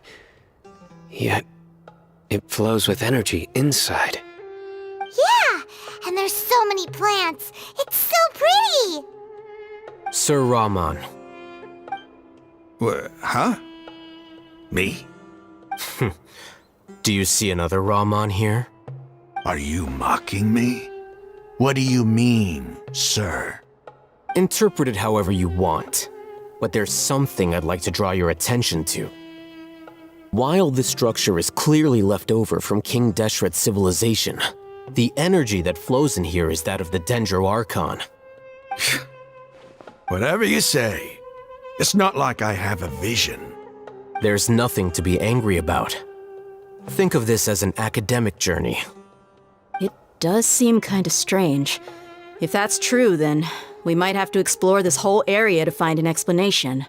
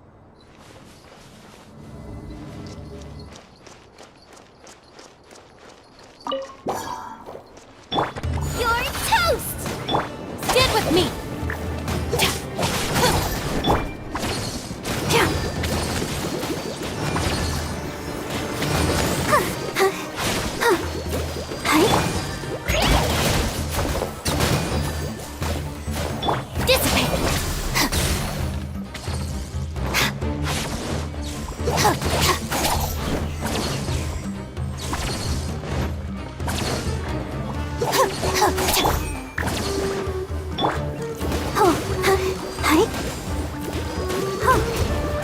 Go, Barbara, go! Hi.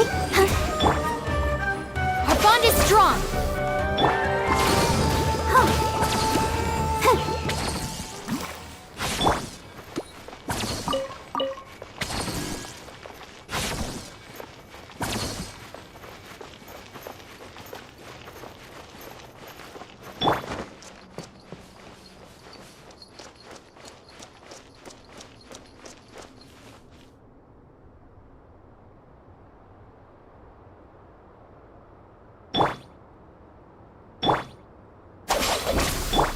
Let the show begin.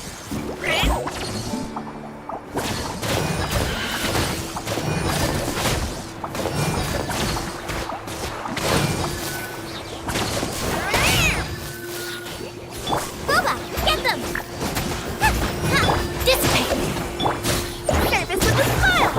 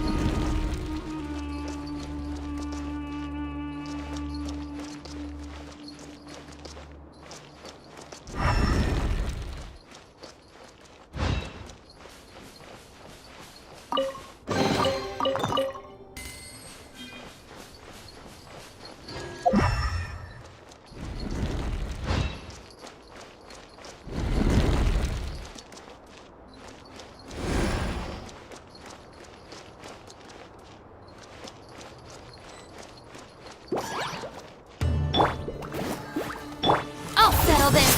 Our bond is strong.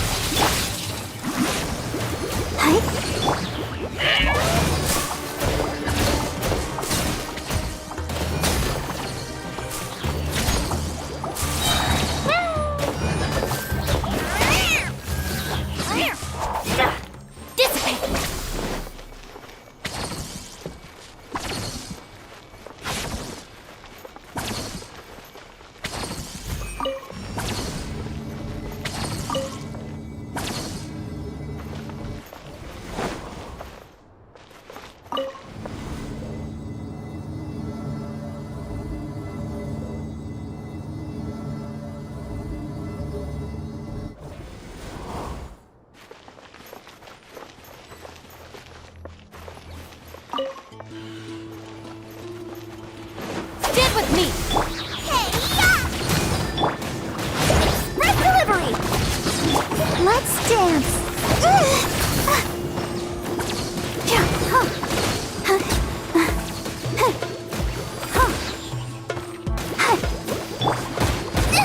That really hurts!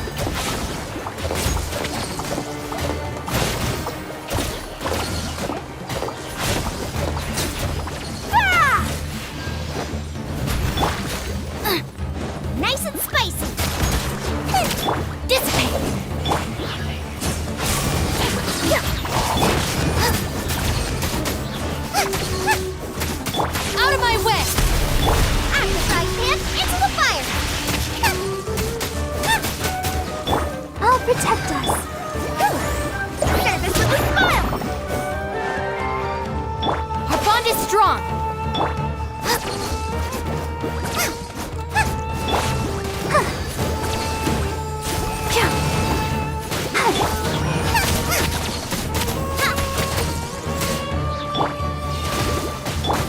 That's that!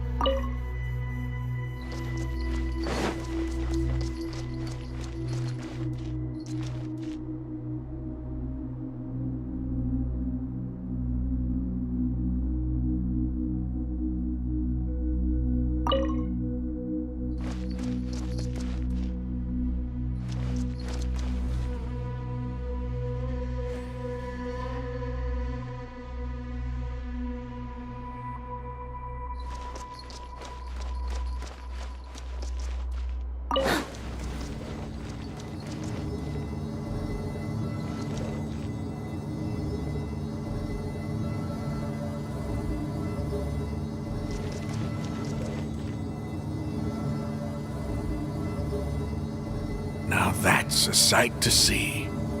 King Deshret's splendor surrounds us. There's so much vegetation here. It's different than what I expected. Sure are a lot of plants for a desert. That's what I call divine providence of King Deshret.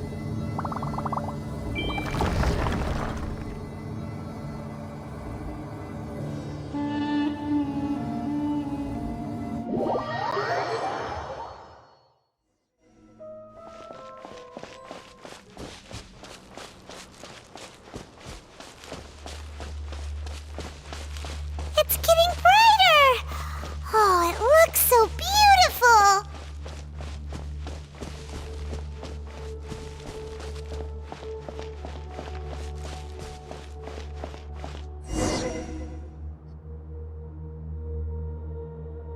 Wait.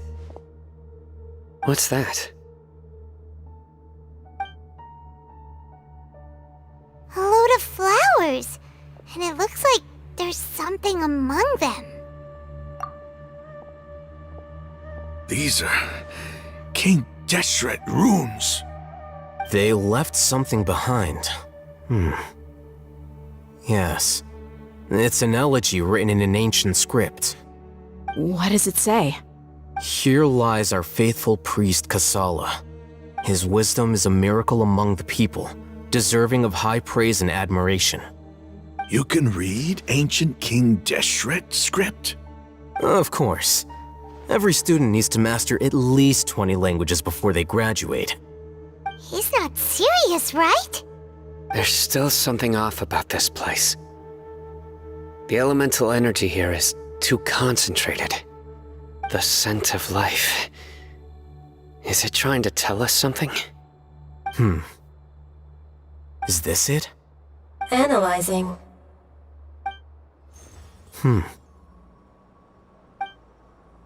There seems to be a hidden message among these skeletal remains. Excellent. There's a device from King Deshret's civilization in this gravesite. I'll transmit the information over and project it for everyone to see. Isn't sharing knowledge against the Academia's rules? Yes. However, under the circumstances, I'd prefer you to see this for yourself. You'll understand after watching it.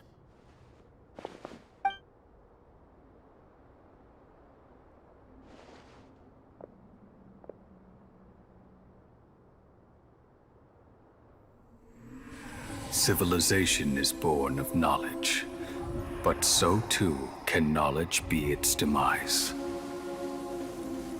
A disaster caught us unaware. It was knowledge that did not belong to this world. King Deshret brought this forbidden knowledge into our world, and it quickly spread like a plague. People's minds were filled with crazed whispers. Dark gray scales spread across their bodies. Even the land was stripped of its vigor. Only a desperate, deathly silence remained.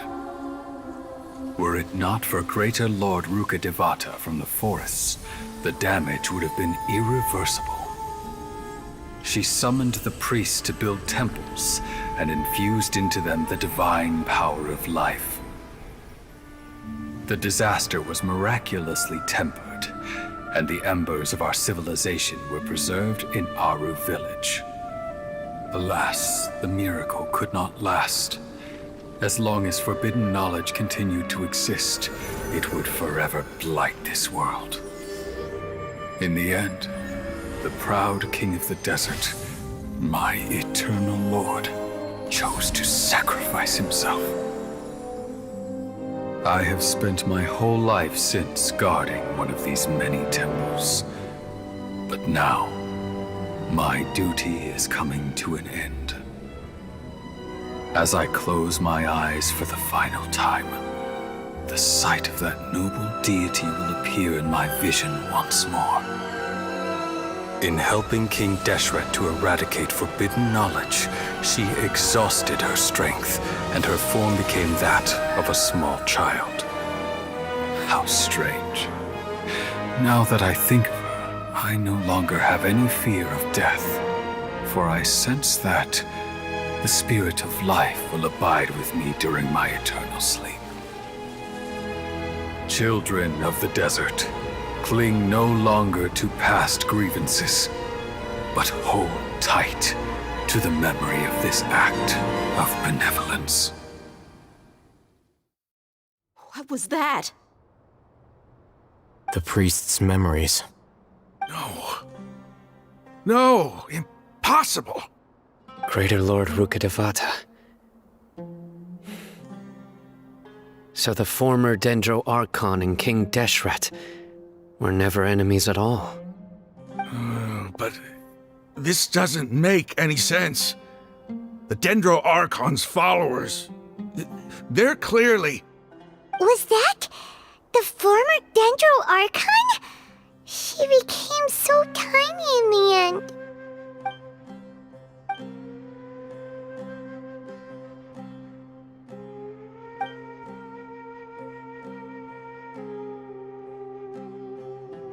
You might be distrustful of the Akasha, but there's no reason for you to doubt King Deshret's technology.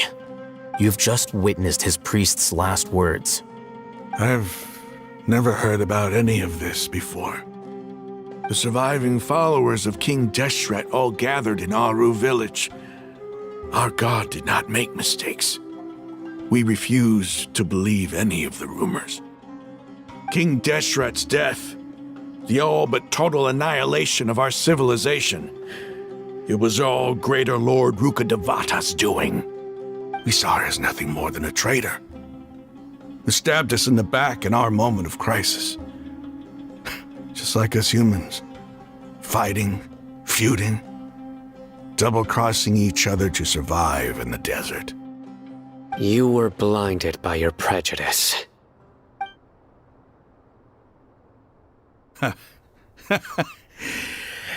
If I hadn't seen this for myself, if I hadn't witnessed his last words with my own eyes, ears, and heart, how could I ever begin to accept this. The truth is so far from what I've always known. Am I really supposed to believe that after all these years, all this time seeking revenge, suddenly now my enemy is my savior? Raman, that's enough. Give it a rest. You're starting to make a fool of yourself. Dia, tell me, my Eremites and I, what are we even fighting for?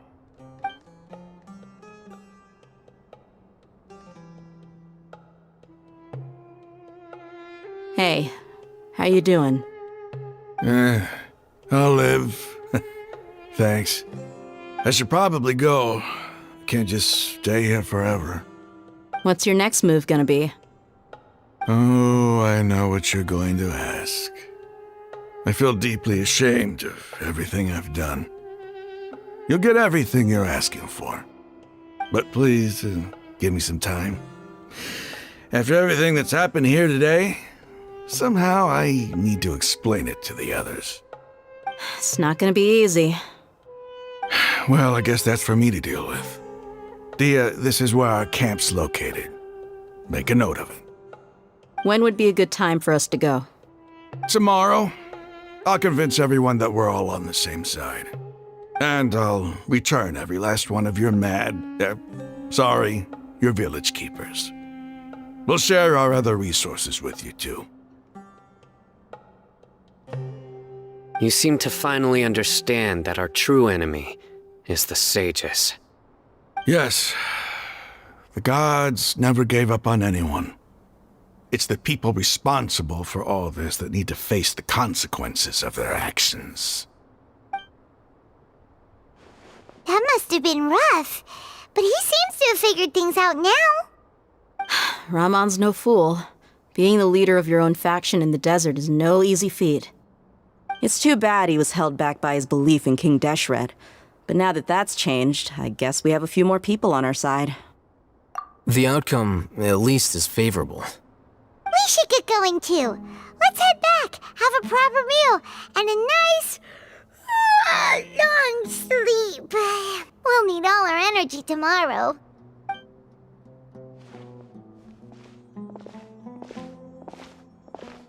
Sino, we're leaving! Stop yelling.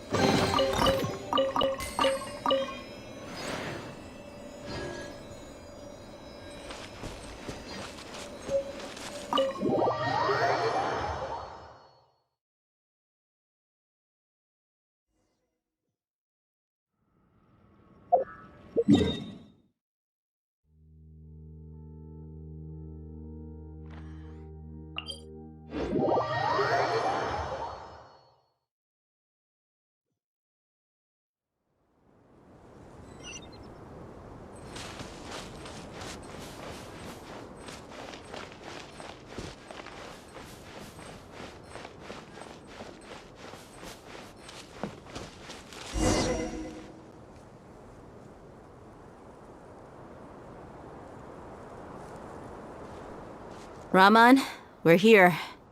Everything's been arranged. Someone will bring the village keepers back to Aru village shortly. I guess all I can say now is, thanks for agreeing to help. Don't mention it. I think we can both agree you went to hell and back for it. But we share a common cause now. From here on out, we're allies. Where are the perpetrators? I'll bring you to them. Follow me.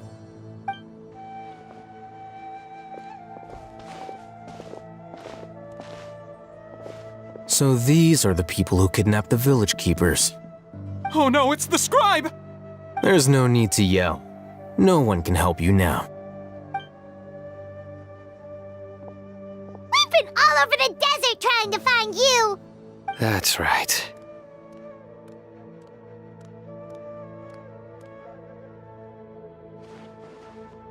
General Mahamatra? No! Make it quick, please! Swift and painless! Whoa, The moment they set eyes on Sino, they turn pale like they've seen a ghost!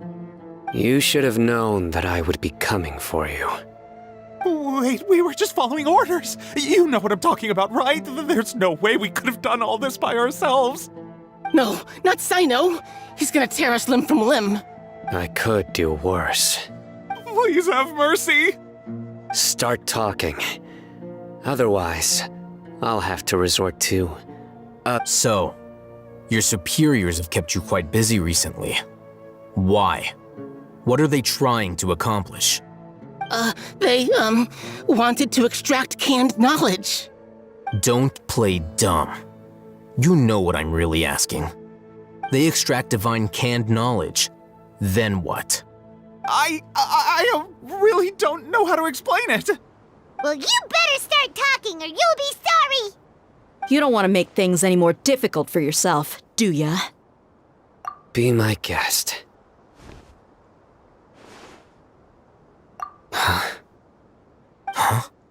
Uh-huh. That sure didn't sound like a fancy metaphor or anything. You're serious, aren't you? How did you know? There's no use hiding it now. Yes, you're right. The Academia is working on an important and potentially world-changing project. They are creating a new god.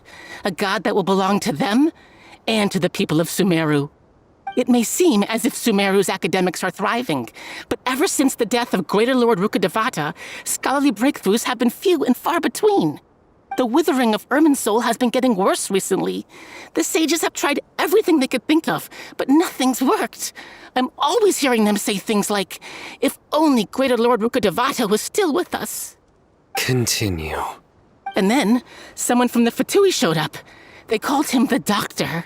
He brought a gnosis and said he wanted to borrow the Academia's research facilities. The Doctor was previously expelled from the Academia.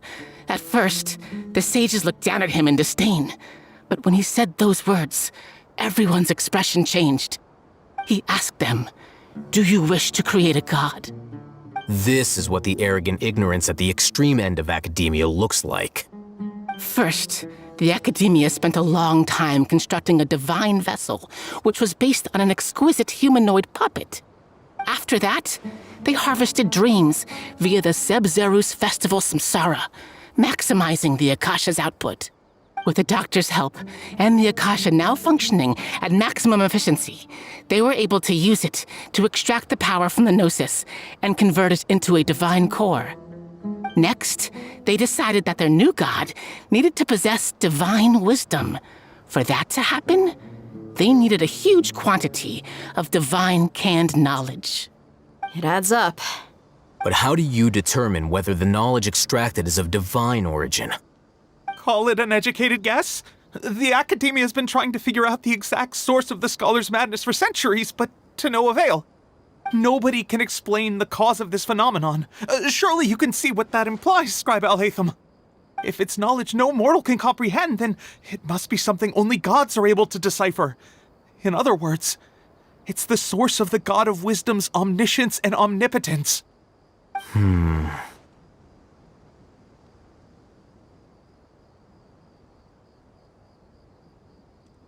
You must have noticed by now. The Academia doesn't care about who their god is. It's the ability to exercise control over knowledge and wisdom that matters. It is as if they are cursed with a desire for omniscience and omnipotence that burns in their blood. Some organisms demonstrate phototaxis, and thus orient their entire lives in respect to sources of light. For the sages, their only source of hope is the existence of a deity who embodies the acme of wisdom. This is but a form of phototaxis. For many scholars, the absence of a god of wisdom means stumbling in the darkness for the duration of their lives. Then what does Lesser Lord Kusanali mean to you? Is she not a true god present in this world? If you already have a new god, why try to create another one? From the beginning, the Academia has never treated her as a god. When the Academia first discovered Lesser Lord Kusanali, the newborn god of wisdom, the sages hoped that she would be as wise as Greater Lord Rukkhadevata. But upon evaluation, they found that at the time she possessed no more intelligence than any ordinary human child.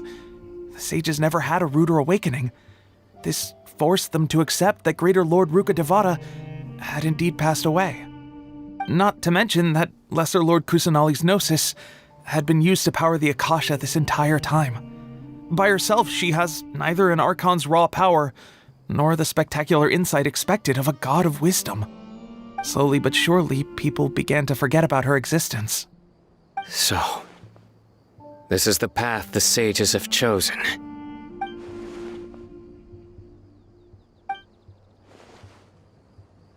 All right, let's try to keep our cool. If everyone's in a bad mood, then let's change up our scenery. Raman, give me a few men to help us escort the village keepers back to the village. And these 2 scholars, they're coming too.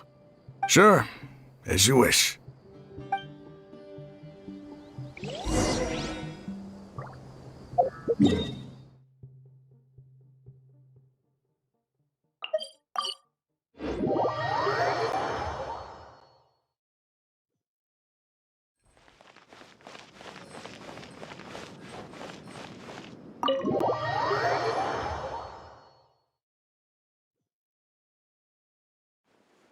The village keepers you've found have all been returned to their homes, and each one has a dedicated caregiver to look after them.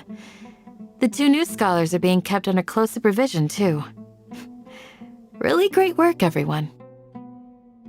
The atmosphere is so heavy.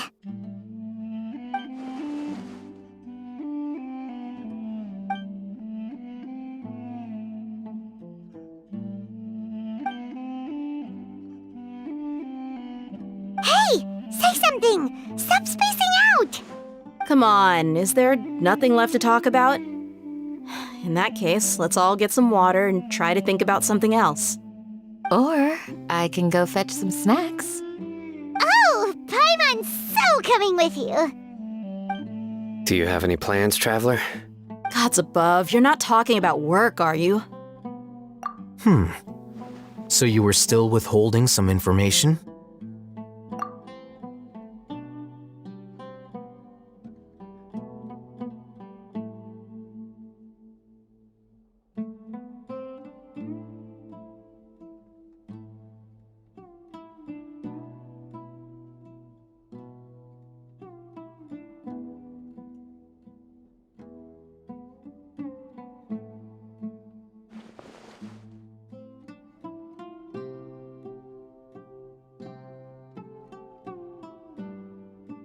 Even though we lived through all of this firsthand, it still feels super surreal to hear you talk about it again.